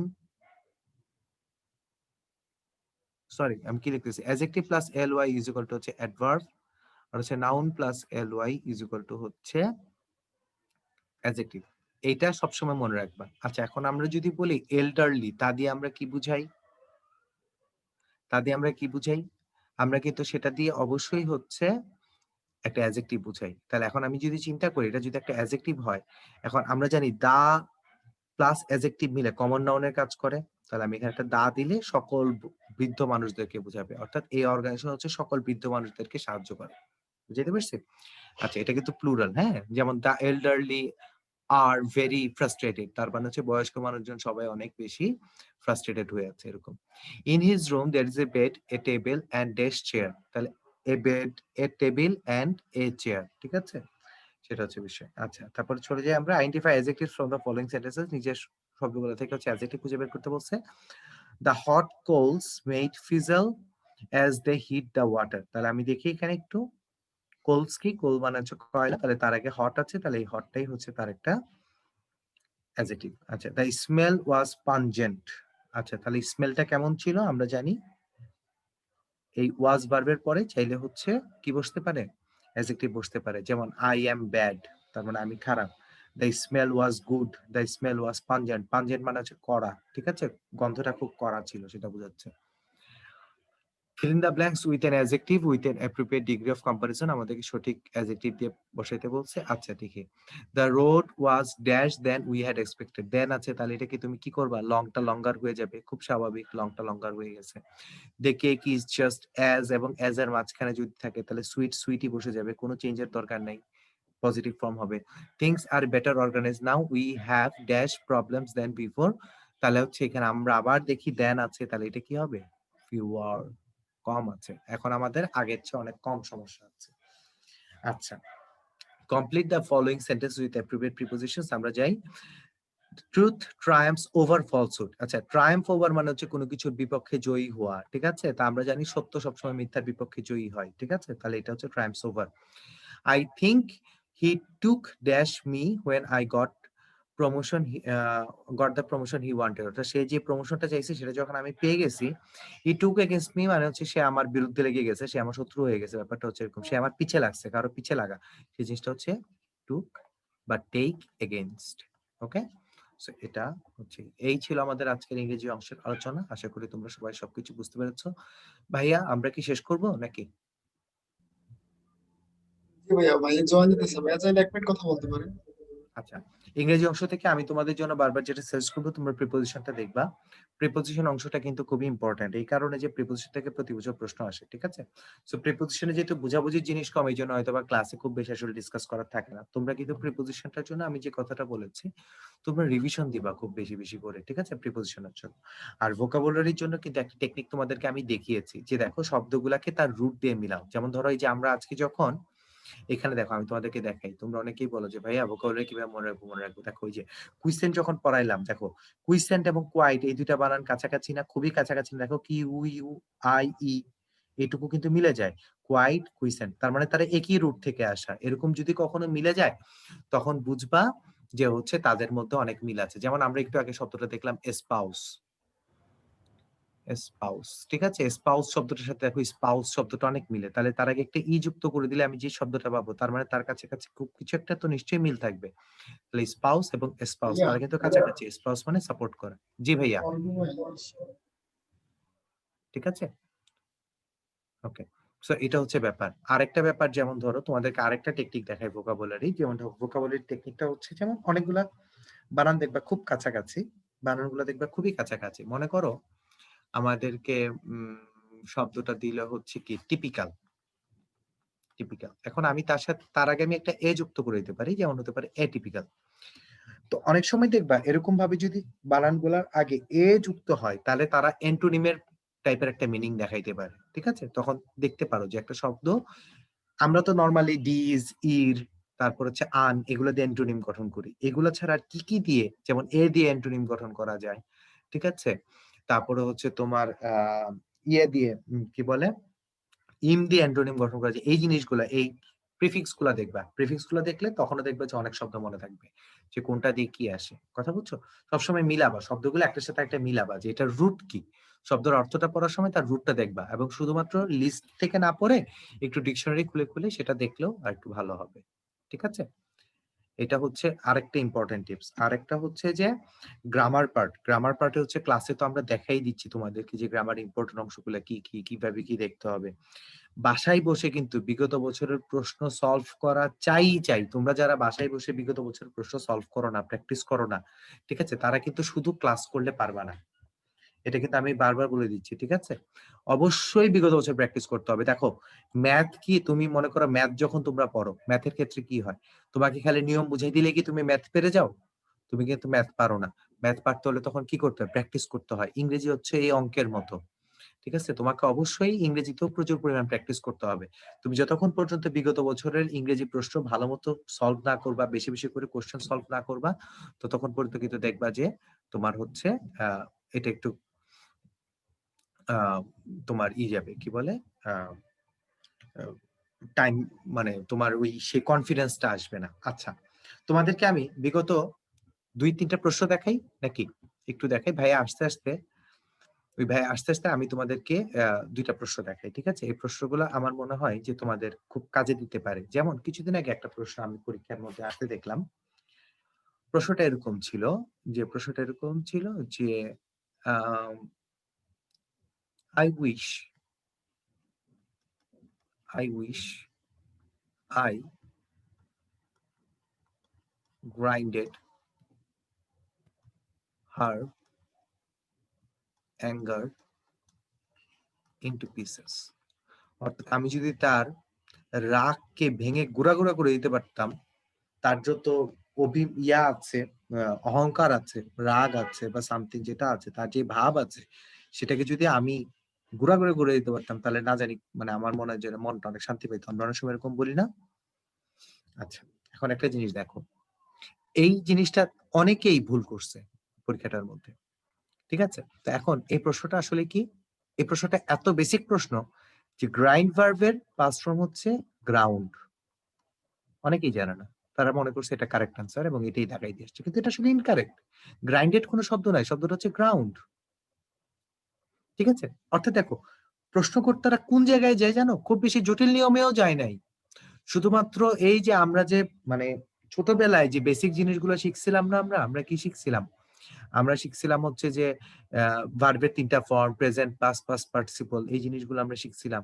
এই জিনিসগুলোরই সঠিক ফর্ম থেকে তুলে দিছে, ঠিক আছে? আমাদের যখন ক্লাস হয়েছে, আমি কিন্তু তোমাদেরকে ওই যে হ্যাং, হাং এগুলো দেখাইছিলাম না? হ্যাং, হ্যাংড, তারপর হচ্ছে তোমার আমি কিন্তু ক্লাসে যে লাই, লে, লাই, এগুলোর মধ্যে পার্থক্য কি, এগুলো কিন্তু দেখাইছিলাম। এই যে ভার্বের 3টা ফর্ম, এগুলো থেকেই পরীক্ষায় প্রশ্ন আসে, খুব বেশি কঠিন কিন্তু আসে না। আরেকটা বিষয় হচ্ছে যে এই বেসিক জিনিসগুলো অবশ্যই রিভিশন দিবা, এই বেসিক গুলা যাতে ভুলে না যাওয়া যায়, ঠিক আছে? ভার্বের 3টা ফর্ম থেকে যদি এখন প্রশ্ন দেয় আর তুমি যদি বলো ভাইয়া এটা তো সিলেবাসে নাই, তাহলে কি হবে? এটা কি বলা যায়? এই ধরনের কথা কি তখন বলার সুযোগ থাকে? বলার কিন্তু আর সুযোগ থাকে না, ঠিক আছে? আমরা কিন্তু বলতে পারবো না যে এটা ভাইয়া সিলেবাসে নাই। আচ্ছা, তারপর হচ্ছে যেমন ধরো সাবজেক্ট এগ্রিমেন্ট, দেখা গেছে স্টুডেন্টদেরকে তো আমরা অনেক কিছু পড়াই, তো স্টুডেন্টরাও পড়ে, তারা বলে ভাইয়া এগুলো তো কত পড়ছি, কত পারি, কিন্তু বলতেছে কত পড়ছি, কত পারি, কিন্তু লিখতে গেলে যখন দেওয়া হয় তখন কিন্তু আর দেখা যায় আউটকামটা আসে না। এটা হচ্ছে একটা সেকেন্ড প্রবলেম। কেন এই প্রবলেমটা হয়? সবার মধ্যে এই প্রবলেমটা নাই, কিন্তু অনেকের মধ্যে আছে যে ভাইয়া এই রুলস তো আমি কত পড়ছি। যেমন আচ্ছা, আমি একটা জিনিস বলি, এই যে লাস্ট ক্লাসে আমি একটা পোলের মধ্যে একটা জিনিস ছিলাম যে সাম আর্গুস দ্যাট, এরকম একটা পোল দিয়েছিলাম যে সাম argues that the people of, মনে করো সামথিং, পিপল অফ বাংলাদেশ, কথার কথা, Bangladesh are not friendly at all. এখন এখানে দেওয়া ছিল যে নিচে কোন সেন্টেন্সটা কারেক্ট, ঠিক আছে? এটা দেওয়া ছিল যে তোমরা খুঁজে বের করো নিচে কোন সেন্টেন্সটা কারেক্ট। অনেকে এটা কারেক্ট সেন্টেন্স হিসেবে বেছে নিছে। আচ্ছা, এখন এটা যে কারেক্ট সেন্টেন্স না, এটা কিন্তু ক্লাস 4 এর বাচ্চাও রুলসটা জানে। রুলসটা কি? সাম প্লুরাল, তাহলে সামের পরে তো নিশ্চয়ই আরগুজ হইতে পারে না। দেখো মিস্টেকটা কোথায়? জাস্ট সিম্পল, এখানে সামের সাথে আরগুজ হয় না, পড়তে মিলে গেছে তাই তুমি বলে দিছো নাকি? না, রুলস তো পারো, এই রুলস তো কবে না শিখছে, এগুলো তো মনে 3-4 এ শিখায়, কিন্তু তারপরে অনেকে দেখাই দিচ্ছে। কেন? তার কারণ হচ্ছে মনোযোগের অভাব। একটু মনোযোগ দিয়ে যদি দেখা হয় যে আমার কাছে, আমার মানুষের ভুল 2 প্রকার হয়, তোমাদেরকে একটু সুন্দর মতো বলি। একটা হয় হচ্ছে এরর, আরেকটা ভুল হচ্ছে মিস্টেক, ঠিক আছে? এরর কোনটা? জ্ঞানের অভাবে যেটা হয় সেটা হচ্ছে এরর। আর মিস্টেক কোনটা? জ্ঞানের অভাবে হয় না। আমার কাছে জ্ঞান আছে। I know what is correct and which one is incorrect. আমি জানি। কিন্তু স্টিল সামহাউ আমার কনসেন্ট্রেশনের জন্য, আমার নিজের স্লাগিশনেস এর জন্য আমার যদি ভুল হয়ে যায় সেটা হচ্ছে তোমার মিস্টেক। ঠিক আছে? এখন তোমার লাইফে এরর গুলা খুব একটা ম্যাটার করে না। দেখবে এররের জন্য তোমার আফসোস হবে না, কিন্তু মিস্টেকের জন্য তোমার অনেক আফসোস হবে। সুতরাং লাইফে ভালো করতে হলে এই মিস্টেক গুলা কমাইতে হবে ভাইয়া। পরীক্ষায় তারাই ভালো করে যারা হচ্ছে মিস্টেক কম করে। বুঝছো? একই নিয়ম দেখা যায়, ভালো ছাত্রও জানে, খারাপ ছাত্রও জানে। বই তো সবার জন্যই সেম। সবাই তো একই বই পড়তেছে। তারপরেও পারফরম্যান্সে ডিফারেন্স হয় কেন? ডিফারেন্স হয় হচ্ছে যে কেউ বেশি বেশি মিস্টেক করে, কেউ কম মিস্টেক করে। কথা বুঝে না? আল্লাহ তো সবাইকে এক ব্রেন দিয়ে পাঠাইছে। আমাদের সবার ব্রেন কিন্তু একরকম ভাবেই ডেভেলপড হয়। কিন্তু কারো মনোযোগ বেশি, কারো মনোযোগ কম। কারো মধ্যে ধৈর্য বেশি, কারো মধ্যে ধৈর্য কম। কারো মধ্যে স্টেবিলিটি বেশি, কারো মধ্যে স্টেবিলিটি কম। কেউ গভীরে গিয়ে একটা জিনিস চিন্তা করতে পছন্দ করে। আর কেউ থাকে হুইমজিক্যাল। হুইমজিক্যাল মানে কি? এই শব্দটা শুনেছো? হুইমজিক্যাল? হুইমজিক্যাল মানে হচ্ছে যখন যেটা মন চায় সেটা করতেছে।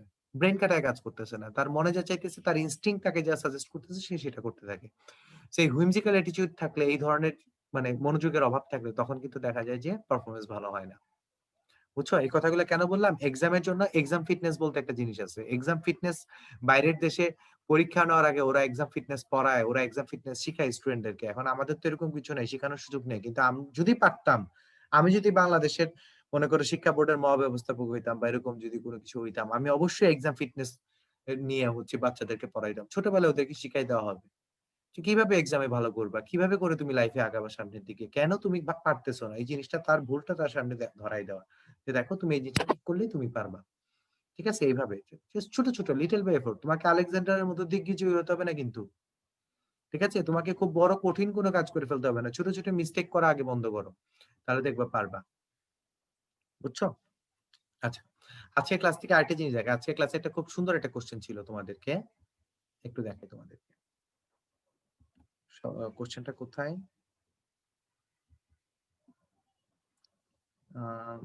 এই যে নিচের কোনটা অলওয়েজ ফেমিনিন? একটা হচ্ছে অ্যামাজন। আমরা বাংলায়ও কিন্তু জানি কিছু কিছু নিত্য স্ত্রীবাচক শব্দ আছে, তাই না? সধবা, এও, তারপরে হচ্ছে কি তোমার হচ্ছে কুলটা, ঠিক আছে, কুলটা, এরকম কিছু শব্দ আছে বাংলায়। ইংরেজিতে আছে অ্যামাজন। অ্যামাজন মানে কি? আমি তোমাদেরকে তখন বলতেছিলাম যে লেডি ফাইটার, লেডি ওয়ারিয়র, তাই না? অ্যামাজন সবসময় নারী হয়। আচ্ছা, এরকম আরেকটা শব্দ বলতে পারবা যেটা সবসময় হয়, নিত্য স্ত্রীবাচক শব্দ হয়, লেডি ওয়ারিয়র এর মতো? নিত্য স্ত্রীবাচক আরেকটা ইংরেজি শব্দ কেউ কি জানো? আচ্ছা, আমি লিখে দিচ্ছি। শব্দটা হচ্ছে শ্রিয়ু। এরকম অনেকগুলো শব্দ আছে, তার মধ্যে একটা আমি দেখাই। শ্রিয়ুর শব্দটা হচ্ছে সবসময় নিত্য স্ত্রীবাচক হয়। কেন হয় জানো? এবং কেন এই শব্দটা ইম্পর্টেন্ট এটাও আমি দিয়ে দিই। এটা 3 স্টার দিয়ে দিই তোমাদের জন্য। হ্যাঁ, এটা যে কোনো সময় পরীক্ষায় অলরেডি আসছে এবং আবার আসতে পারে। এটা কারণ হচ্ছে শেক্সপিয়ার একটা নাটক আছে, টেমিং অফ দ্য শু। নাম শুনছো কেউ? টেমিং অফ দ্য শু, ঠিক আছে? এটার বাংলা করেছেন কে? বাংলা করেছেন হচ্ছে মনির চৌধুরী, আমাদের বাংলার যে বিখ্যাত লেজেন্ডারি ব্যাকরণবিদ আছেন মনির চৌধুরী। তিনি হচ্ছে এটার বাংলা করেছেন, এটা বাংলা অনুবাদ করেছেন। বাংলা অনুবাদে তিনি এটার নাম দিয়েছেন মুখরা রমণী বশীকরণ। তাহলে আমরা শিওর বাংলা বলতে পারি যে মুখরা রমণী। মুখরা রমণী কি? কিছু কিছু ব্যথা কেনা, ঝগড়াঝাটি করতে খুব পছন্দ করে, খুব সহজেই কারোর সাথে তর্ক বিতর্কে লিপ্ত হয় বা সামথিং, এই ধরনের নারী বা ওমেনদেরকে বলা হয় শ্রী। কথা বুঝছো? আচ্ছা, তার বাইরে যেমন একটা শব্দ আছে ব্লন্ড। ব্লন্ড মানে কি? যার চুল সাদা। তো ব্লন্ড দিয়ে সাধারণত মেয়েদেরকে নির্দেশ করে। ঠিক আছে? ব্রুনেট মানে হচ্ছে কি? যার চুল কালো। ঠিক আছে? যেমন আমাদের বাংলাদেশে আমরা বেশিরভাগই হচ্ছে ব্রুনেট। ঠিক আছে? সো ব্রুনেট ও একটা নিত্য স্ত্রীবাচক শব্দ। তারপর একটা শব্দ আছে ভার্জিন। ভার্জিন মানে কি? ভার্জিন মানে হচ্ছে পিওর। যেমন কুয়াকাটাকে বলা হয় যে ভার্জিন বিচ। ঠিক আছে? বা জিসাস ক্রাইস্টের মাকে বলা হয় ভার্জিন মেরি। ঠিক আছে? এই ধরনের ভার্জিন শব্দটাও নিত্য স্ত্রীবাচক একটা শব্দ। তো এই শব্দগুলা কিন্তু যে কোনো সময় পরীক্ষার মধ্যে আসতে পারে, যে নিচের কোন শব্দটি ফেমিনিন। ঠিক আছে? তো সেটা হচ্ছে এই শব্দগুলো হচ্ছে ফেমিনিন শব্দ, নিত্য স্ত্রীবাচক। এদের কোনো পুরুষবাচক শব্দ নাই। আচ্ছা, তারপরে আবার যেমন ধরো একটা শব্দ আছে, এখানে একটা খুব সুন্দর একটা কোশ্চেন ছিল, মিসডিডস। এই ভোকাবুলারিটা মিসডিড মানে কি? ডিড মানে কি? ডিড মানে হচ্ছে চুক্তি। ঠিক আছে? আর ডিডের আরেকটা মানে হচ্ছে কর্ম। সো ডিডের দুইটা দুইটা অর্থ হয়, একটা হচ্ছে ডিড মানে হচ্ছে কর্ম, আর একটা ডিড মানে কি চুক্তি। তাহলে এখন আমরা যদি বলি মিসডিডস, তা দিয়ে কি বলবো? ফলস দলিল বা ফলস চুক্তি, এই কথা বলা যাবে না। মিসডিড শব্দ দিয়ে কিন্তু ফলস দলিল বা এরকম কিছু বোঝায় না। যে ডিড মানে কর্ম সেটারই হচ্ছে তোমার অ্যান্টোনিম হচ্ছে মিসডিড, আর যে ডিড মানে দলিল সেটার কোনো অ্যান্টোনিম নাই। ঠিক আছে, দলিল আবার অ্যান্টোনিম কি? সুতরাং এখান থেকেও কিন্তু চাইলে প্রশ্ন তৈরি করা যেতে পারে যে কোন ডিড দিয়ে কি হয়। ঠিক আছে, সো এই মিসডিডস মানে হচ্ছে খারাপ কর্ম, তুমি তোমার খারাপ কর্মের জন্য অনুতপ্ত হবা। ঠিক আছে, রিপেন্ট মানে হচ্ছে অনুতপ্ত করা। ঠিক আছে, খারাপ কর্ম। ওই যে রাইম অফ দ্য এনশিয়েন্ট ম্যানের গল্পটা ছিল না, রিপেন্ট শব্দটা কোথা থেকে আসে? রিপেন্টেশন শব্দটা খুব বেশি বেশি তোমরা কিন্তু টেক্সট বুকে পেয়েছো। ওই যে একটা অ্যালবাট্রস থাকে, তারপরে হচ্ছে একজন মেরিনার, সে কি করে ওই অ্যালবাট্রস সাদা পাখিটাকে হত্যা করে। পড়ছো না রিয়ারেঞ্জে? তারপরে এনসিটিভি বইতে পড়ছো কিনা? অনেকেই হয়তো বা পড়ছো। ঠিক আছে, সো ওখানে কিন্তু এই জিনিসটা থাকে যে রিপেন্ট, তখন সে রিপেন্ট করে, সে ওল্ড মেরিনার রিপেন্ট করতে থাকে, রিপেন্ট করা মানে কি সে আফসোস করতে থাকে যে আমি কেন এই পাখিটাকে হত্যা করতে গেলাম। ঠিক আছে, তো এই জিনিসগুলা খুব ইম্পর্টেন্ট। তারপর হচ্ছে অ্যাডাম এবং ইভের কাহিনী যদি পড়তে যাও, সেখানে আমরা দেখি যে অ্যাডাম এবং ইভকে যখন বেশ থেকে হচ্ছে পৃথিবীতে পাঠাই দেওয়া হলো, তখন অ্যাডাম পৃথিবীতে এসে প্রচুর পরিমাণ রিপেন্ট করতে থাকে, অ্যাডাম এবং ইভ, যে আমরা কেন গেলাম সেই অ্যাপল ট্রির কাছে। ঠিক আছে, সেটা হচ্ছে মিথোলজিতে। আর মুসলমানরা তো তোমরা জানো হযরত আদম আলাইহিস সালাম এবং হযরত হাওয়া আলাইহিস সালাম বলে। আর এমনিতে হচ্ছে ইংরেজরা বলে হচ্ছে অ্যাডাম এবং ইভ। ঠিক আছে, এইগুলো হচ্ছে ব্যাপার-স্যাপার। তারপরে যেমন ধরো আরেকটা জিনিস তোমাদের সাথে একটু শেয়ার করি। আচ্ছা, অনেকে আমাকে বলে যে ভাইয়া ইয়ার ব্যাপারটা একটু বুঝাই দেন আমাদেরকে অনেক সময়, যে এটাকে কি বলে আম আ এই কোশ্চেনের কিভাবে কারেক্ট আনসারটা বের করব। সবসময় মনে রাখবে এমসিকিউ থেকে আগে অপশন এলিমিনেট করতে শিখো। ঠিক আছে, একটা দুইটা করে অপশন এলিমিনেট করবা। অপশন এলিমিনেট করতে পারলে তোমার হাতে যদি 50-50 হয়ে যায় যে আমি জানি, এই ধরনের ক্ষেত্রে সবসময় রিস্ক নিয়ে দাগানো ভালো। আমি দাগাইতাম আরকি। ঠিক আছে, আমার ইনটিউশন কাজ করতে এক ধরনের, এবং আমি দাগাইতাম এবং বেশিরভাগ ক্ষেত্রে দেখতাম আমি সফল হয়েছি। ঠিক আছে, প্রতি ৪ টার মধ্যে তুমি যদি একটা মিলাইতে পারো, তাহলে তোমার এখানে ৩ টা ভুলের জন্য হচ্ছে তোমার 0.75 যায়, আর একটা ভুলের জন্য তুমি ১ পাও। সো ১ থেকে 0.75 বাদ দিলে 0.25 তোমার প্রফিট থাকে। এই ক্যালকুলেশন দিয়েও তুমি কিছু লিড নিতে পারবা। Okay, so I guess that's all for today from my side. এখন তোমাদের সাথে হচ্ছে অর্ঘ্য ভাইয়া জয়েন করবেন। আচ্ছা ভাইয়া ভাইয়া, সরি আমার আমি আসলে তাহলে হচ্ছে, আমার পার্টটা শেষ হ্যাঁ হ্যাঁ আমার আসলে আরেকটা ক্লাস ছিল, এজন্য আমার হচ্ছে দেরি হয়ে গেছে। ওটা শেষ, ওটা বড় লেকচার ছিল নো তো। প্রবলেম, নো প্রবলেম, কোনো আচ্ছা অসুবিধা নেই। ওকে, প্লিজ কন্টিনিউ। ওকে, আচ্ছা ওকে ভাই। আচ্ছা, আজকে হচ্ছে তোমাদের সলভ ক্লাস উইক 12। তো ম্যাথের পার্টটা আমি দেখাচ্ছি। এখন রিটেন আমরা শুরু করতেছি। দেখো যে আমাদেরকে এটা প্রমাণ করতে হবে যে এটা দিছে, এটা প্রমাণ করতে হবে। তো দেখো লেফট সাইডটাকে আমরা লিখতে পারি, দেখো 2 tan ইনভার্স কি আছে বলতো, root over a minus b divided by a plus b tan theta by 2। তো খেয়াল করো 2 tan ইনভার্স এটার সূত্র দেখো আমাদের cos ইনভার্স দিয়ে একটা ছিল, সেটা কি ছিল? cos inverse. দেখো এই পুরাটাকে যদি তুমি x চিন্তা করো, এই পুরাটাকে যদি তুমি x চিন্তা করো, তাহলে কি হবে বলতো? 1 মাইনাস এইটা square a minus b a plus b tan theta by 2 এটা স্কোয়ার ডিভাইডেড বাই কি আসবে? 1 plus root over a minus b by a plus b tan theta by 2 এটার square root over 1 minus x square by কি আসে 1 plus x square. এটা হলো cause ইনভার্সের নিলে সূত্র। তো দেখো কি আসে, cause inverse 1 minus a minus b by a plus b tan theta by 2, আর নিচে আসতেছে 1 plus a minus b by a plus b tan theta by 2। এখন তুমি যদি এখানে জাস্ট লসাগু করে যোগ করো জিনিসপত্রগুলোকে, কজ ইনভার্স আসবে কি বলতো? দেখো তো এরকম আসবে কিনা, a plus b minus a minus b minus a minus a minus b tan theta by 2, আর নিচে আসবে হচ্ছে a plus b plus a minus b tan theta by 2। Okay, তাহলে তুমি যদি এখন সবগুলোকে গুণ টুন করে আমি যদি একবার একটু কমন নেই, দেখো তো কি আসতেছে। আচ্ছা গুণ করে দেই আগে, a plus b minus a tan theta by 2 plus b tan theta by 2, এটা লিখলাম। আর এখানে দেখো কি আসতেছে, a plus b plus a tan theta by 2 tan square হবে, tan স্কোয়ার হবে এখানে। a tan square theta by 2 minus b tan square theta by 2। Okay, তো এখন যদি তাই হয়, তোমরা দেখো এই দুইটা থেকে আমরা একটা a কমন নিতে পারি, এখানেও দেখো দুইটা থেকে a কমন নিতে পারি, তাহলে কি হবে cos ইনভার্স a কমন নিলে 1 minus tan square theta by 2, আর নিচে কি হবে, এখানেও a কমন নিলে 1 plus tan square theta by 2। Fine, আর বাকি দুইটা থেকে একটা b কমন নেওয়া যায়, এখানে হবে 1 plus tan square theta by 2, আর এখানেও তোমার একটা কি মাইনাস প্লাস b কমন নেওয়া যায়, তাহলে আসছে কি 1 minus tan square theta by 2। তাহলে যদি আমরা 1 minus tan square theta by 2 আছে, আমরা পুরাটাকে 1 plus tan square theta by 2 তে ভাগ করে দিচ্ছি, এটাকে 1 plus tan square theta by 2 তে ভাগ করে দিচ্ছি, আর এখানে থাকবে b, এখানে a এর সাথে 1, আর এখানে থাকতেছে কি b এর সাথে 1 minus tan square theta by 2, আর নিচে আসবে কি 1 plus tan square theta by 2। আচ্ছা, তাহলে আসতেছে কি cos ইনভার্স, নিচেই লিখি cos ইনভার্স, দেখো এটা সূত্র কিসের পরে, এটা কিন্তু cos 2 থিটার সূত্র, সরি হ্যাঁ cos 2 থিটার সূত্র, এটাও কি cos 2 থিটার সূত্র, a cos 2 থিটা মানে এটা থিটা হয়ে যাবে প্লাস b, আর নিচে হবে কি a plus b cos 2 theta, মানে এখানে যেহেতু থিটা বাই 2 আছে এটা থিটা হয়ে যাবে, সমান দেখো আমাদের রাইট সাইড প্রমাণিত। ওকে, প্রথমটা শেষ।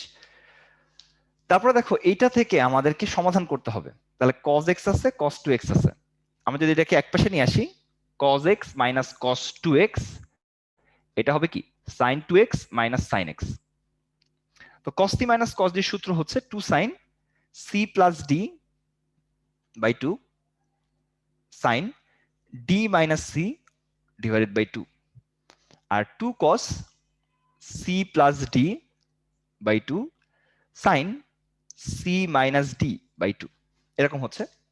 তাহলে বোথ সাইড থেকে 2 কাটা যাচ্ছে, তাহলে দেখো sin 3x by 2 sin x by 2 cos 3x by 2 sin x by 2, এরকম ব্যাপার আসতেছে। সো বোথ সাইড থেকে একটা sin x বাই 2 কমন নেওয়া যায়, আবার কেটে দিও না, কিন্তু সমাধানে কিন্তু কাটা যায় না, তাহলে তুমি অনেকগুলা সলিউশন পাবা না। তাহলে এখানে আসছে sin 3x by 2 minus cos 3x by 2, এটা ইজ ইকুয়াল টু কত 0, তাহলে হয় sin x by 2 is equal to 0, অথবা sin 3x by 2 minus cos 3x by 2 is equal to 0। তাহলে এখানে আমরা লিখতে পারবো sin 3x বাই 2 সমান হচ্ছে cos 3x বাই 2, মানে tan 3x বাই 2 এটার ভ্যালু আসবে 1, মানে tan পাই বাই 4। তাহলে এখান থেকে লিখতে পারবা 3x by 2 is equal to 4n plus 1 pi by 4, এভাবে লিখে দিই directly, tan theta is equal to 1 হলে theta is equal to 4n plus 1 pi by 4। তাহলে এইখানে x এর ভ্যালুটা হয়ে যাবে, কাটাকাটি যদি করো এখানে একটা 2 থাকবে, তাহলে 4n প্লাস 1 আমাদের হচ্ছে পাই বাই 6, এটা হয়ে যাচ্ছে x এর ভ্যালু। আর এখানে sin theta is equal to 0 হলে theta is equal two n পাই, তাহলে x এর ভ্যালুটা হবে 2n পাই, x এর ভ্যালুটা কত হয়ে যাবে, x এর ভ্যালুটা হয়ে যাবে 2n পাই। ওকে, তাহলে এখন দেখো আমাদের কি কি আসলো, আমাদের আসলো হচ্ছে x এর ভ্যালু একটা আসলো 2n পাই, আর আরেকটাতে x এর ভ্যালুটা আসলো হচ্ছে 2n plus 1 4n plus 1 pi by 6, এরকম আসলো। ওকে, 4n প্লাস 1 পাই বাই 6। এবার n এর বিভিন্ন মানগুলো তুমি বসায় বসায় দেখবা যে কোনটা এই সীমার মধ্যে থাকে। তো দেখো n এর ভ্যালু প্রথমে আমি 0 বসাচ্ছি, তাহলে x এর ভ্যালু আসতেছে 0, আর এখানে আসতেছে হচ্ছে পাই বাই 6, দুইটাই আছে। n এর ভ্যালু তুমি 1 বসাও, তাহলে এটা আসবে 2 পাই, আর এটা আসবে কত বলতো 5 পাই বাই 6, এটাও সীমার মধ্যে আছে। n এর ভ্যালুটা যদি তুমি 2 বসাও, এটা আসবে হচ্ছে 4 পাই, এটা সীমার মধ্যে নাই, আর এখানে কত আসবে বলতো 9 পাই বাই 6, এটা সীমার মধ্যে আছে। n এর ভ্যালু যদি তুমি 3 বসাও, তাহলে আসবে কি বলতো, তাহলে আসবে তোমার হচ্ছে তোমার 6 পাই, আর এটা আসবে কত 13 পাই বাই 6, এটাও সীমার মধ্যে নাই, এটাও সীমার মধ্যে নাই, তাহলে আর বসানোর দরকার নেই। n এর ভ্যালু তাহলে কি আসবে 0 2 pi pi by 6 5 pi by 6 9 pi by 6, এই পাঁচটা হবে তোমার হচ্ছে আনসার। ওকে, এই পাঁচটা হয়ে যাবে তোমার আনসার। এরপরে খেয়াল করো এইটা দেখাতে বলছে, তো আমরা এটা যদি দেখাতে চাই, খেয়াল করো তো, এই যে sign inverse left side sign inverse √/2 sin θ, এটা থাক। আর এটাকে দেখো আমরা চেঞ্জ করার জন্য একটা সমকোণী ত্রিভুজ ড্র করতেছি। দেখো সাইন ইনভার্স √cos 2θ, তাহলে লম্ব হচ্ছে √cos 2θ আর ভূমি অতিভুজ হচ্ছে 1, তাহলে ভূমি হবে 1 - √cos 2θ এর উপরে হোল স্কয়ার, তাহলে এটা হবে 1 - cos 2θ, তাহলে √2 sin স্কয়ার θ, তাহলে চলে আসবে √2 sin θ।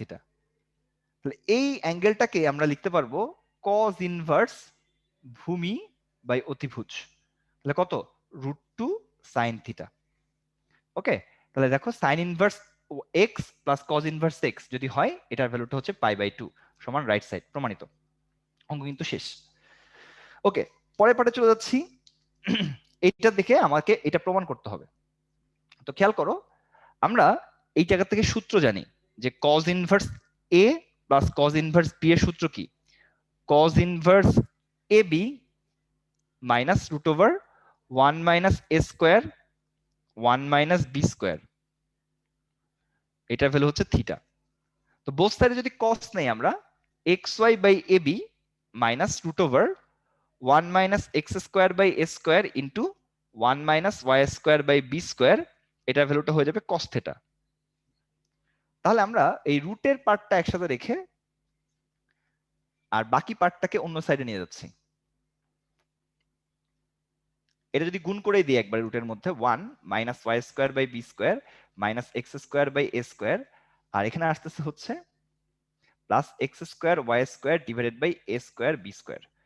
ওকে, বর্গ করে দাও, x square y square divided by a square b square minus 2xy by ab cos θ plus cos square θ 1 - x square by a square minus y square by b square plus x square y square divided by কি a square b square. কাটাকাটি করো, এটা কাটা যায়। তাহলে সবগুলোকে যদি এক সাইডে নিয়ে আসো, কিরকম আসতেছে যে x square by a square minus 2xy by ab cos θ plus y square by b square is equal to 1 - cos square θ। তার মানে এটা কি হয়ে যাবে, sin স্কয়ার θ। প্রমাণিত। ওকে, এটাই কিন্তু আমাকে প্রমাণ করতে বলছিল। ওকে, এটা কিন্তু শেষ, প্রমাণিত।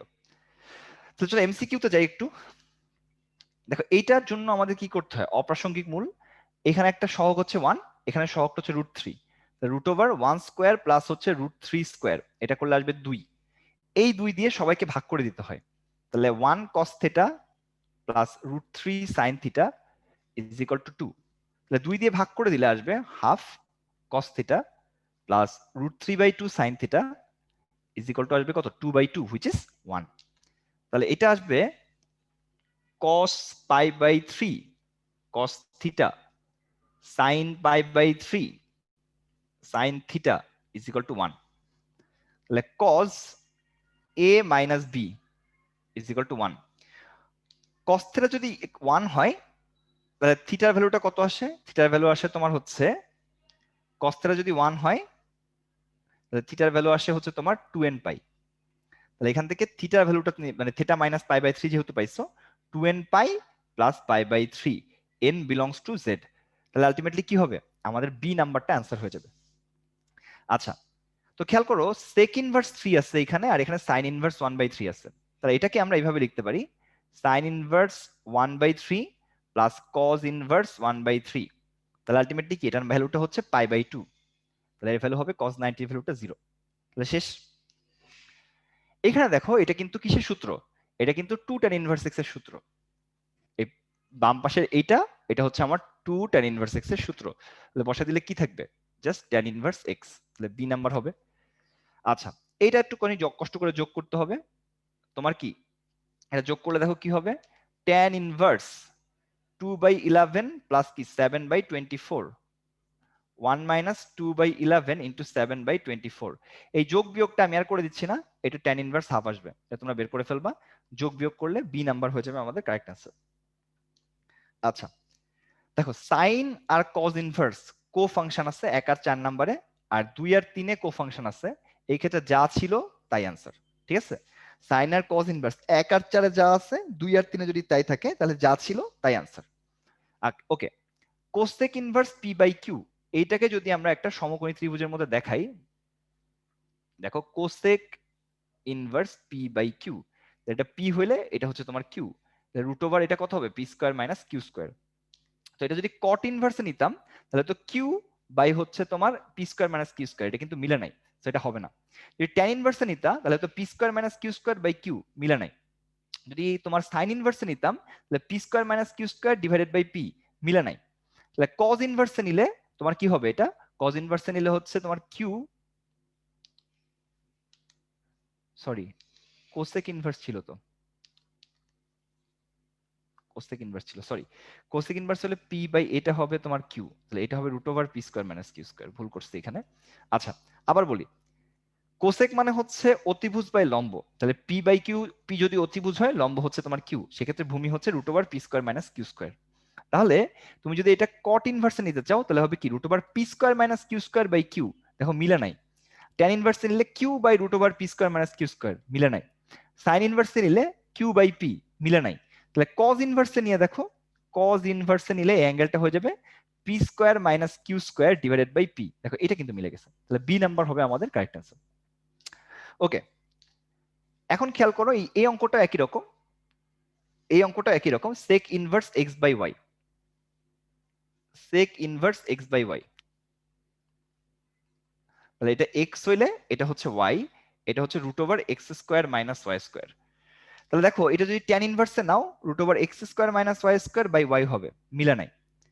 যদি কট সাইন ইনভার্সে নিতা এইটার সাথে এটা দিয়ে ভাগ হবে, তো এটা কিন্তু এক্স দিয়ে ভাগ হয় কিন্তু এটা কিন্তু মিলে নাই, ওয়াই দিয়ে ভাগ আছে।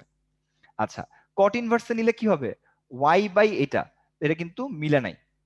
তাহলে তোমার ট্যান ইনভার্সে নিলে কি হবে, ট্যান ইনভার্সে নিলে হবে root over x square minus y square divided by কত, ডিভাইডেড বাই হচ্ছে ওয়াই, এটা কিন্তু মিলে গেছে, তাহলে বি নাম্বার হবে আমাদের কি কারেক্ট অ্যান্সার। আচ্ছা আর এইটা দেখো tan square x plus cot square x কে লেখা যায় 1 বাই ট্যান স্কোয়ার এক্স, এটা হচ্ছে তোমার 2, তাহলে আমরা লিখতে পারবো tan 4x plus 1 is equal to 2 tan square x. Okay, তাহলে tan 4x minus 2 tan square x plus 1 is equal to 0। তাহলে এটা এরকম লেখা যায় যে tan square x minus 1 whole square is equal to 0। তাহলে ট্যান স্কোয়ার এক্স মাইনাস 1 এটা ভ্যালুটা হবে 0, তাহলে ট্যান স্কোয়ার এক্স এর ভ্যালুটা হয়ে যাবে তোমার হচ্ছে 1, তাহলে ট্যান এক্স এর ভ্যালুটা হয়ে যাবে কত প্লাস মাইনাস 1। তাহলে দেখো তো কোনগুলা সব সূক্ষ্ম কোণে দেয়া আছে, তাহলে আলটিমেটলি তুমি লিখতে পারবা যে এক্স এর ভ্যালুটা হবে প্লাস মাইনাস পাই বাই 4, তো মাইনাসটাও কিন্তু এখানে দেয়া নেই, শুধুমাত্র কি হবে, শুধুমাত্র প্লাস পাই বাই 4টা আমাদের গ্রহণযোগ্য, সো ডি নাম্বারটা হবে আমাদের কি কারেক্ট অ্যান্সার। ঠিক আছে, তো আজকে আমাদের এই পর্যন্তই, সরি আমাদের একটু আসতে লেট হয়ে গেছে, তো সবাই ভালো থাকো সুস্থ থাকো। এজাউল ভাইয়া মানে একটু দুঃখিত আমার ওই ক্লাসটা শেষ না করে আসতে পারতেছিলাম না, এটা শেষ করছি তারপরে আসলাম। তো সবাই ভালো থাকো সুস্থ থাকো, আল্লাহ হাফেজ, আজকে এই পর্যন্ত। ঠিক আছে অর্ঘ ভাইয়া, ধন্যবাদ। হ্যাঁ ভাইয়া, ভাইয়েরাও তাহলে সবাই ভালো থেকো, সুস্থ থেকো। আল্লাহ হাফেজ, আসসালামু আলাইকুম। ঠিক আছে ভাই, আল্লাহ হাফেজ, আসসালামু আলাইকুম। হ্যাঁ ভাইয়া, আল্লাহ হাফেজ।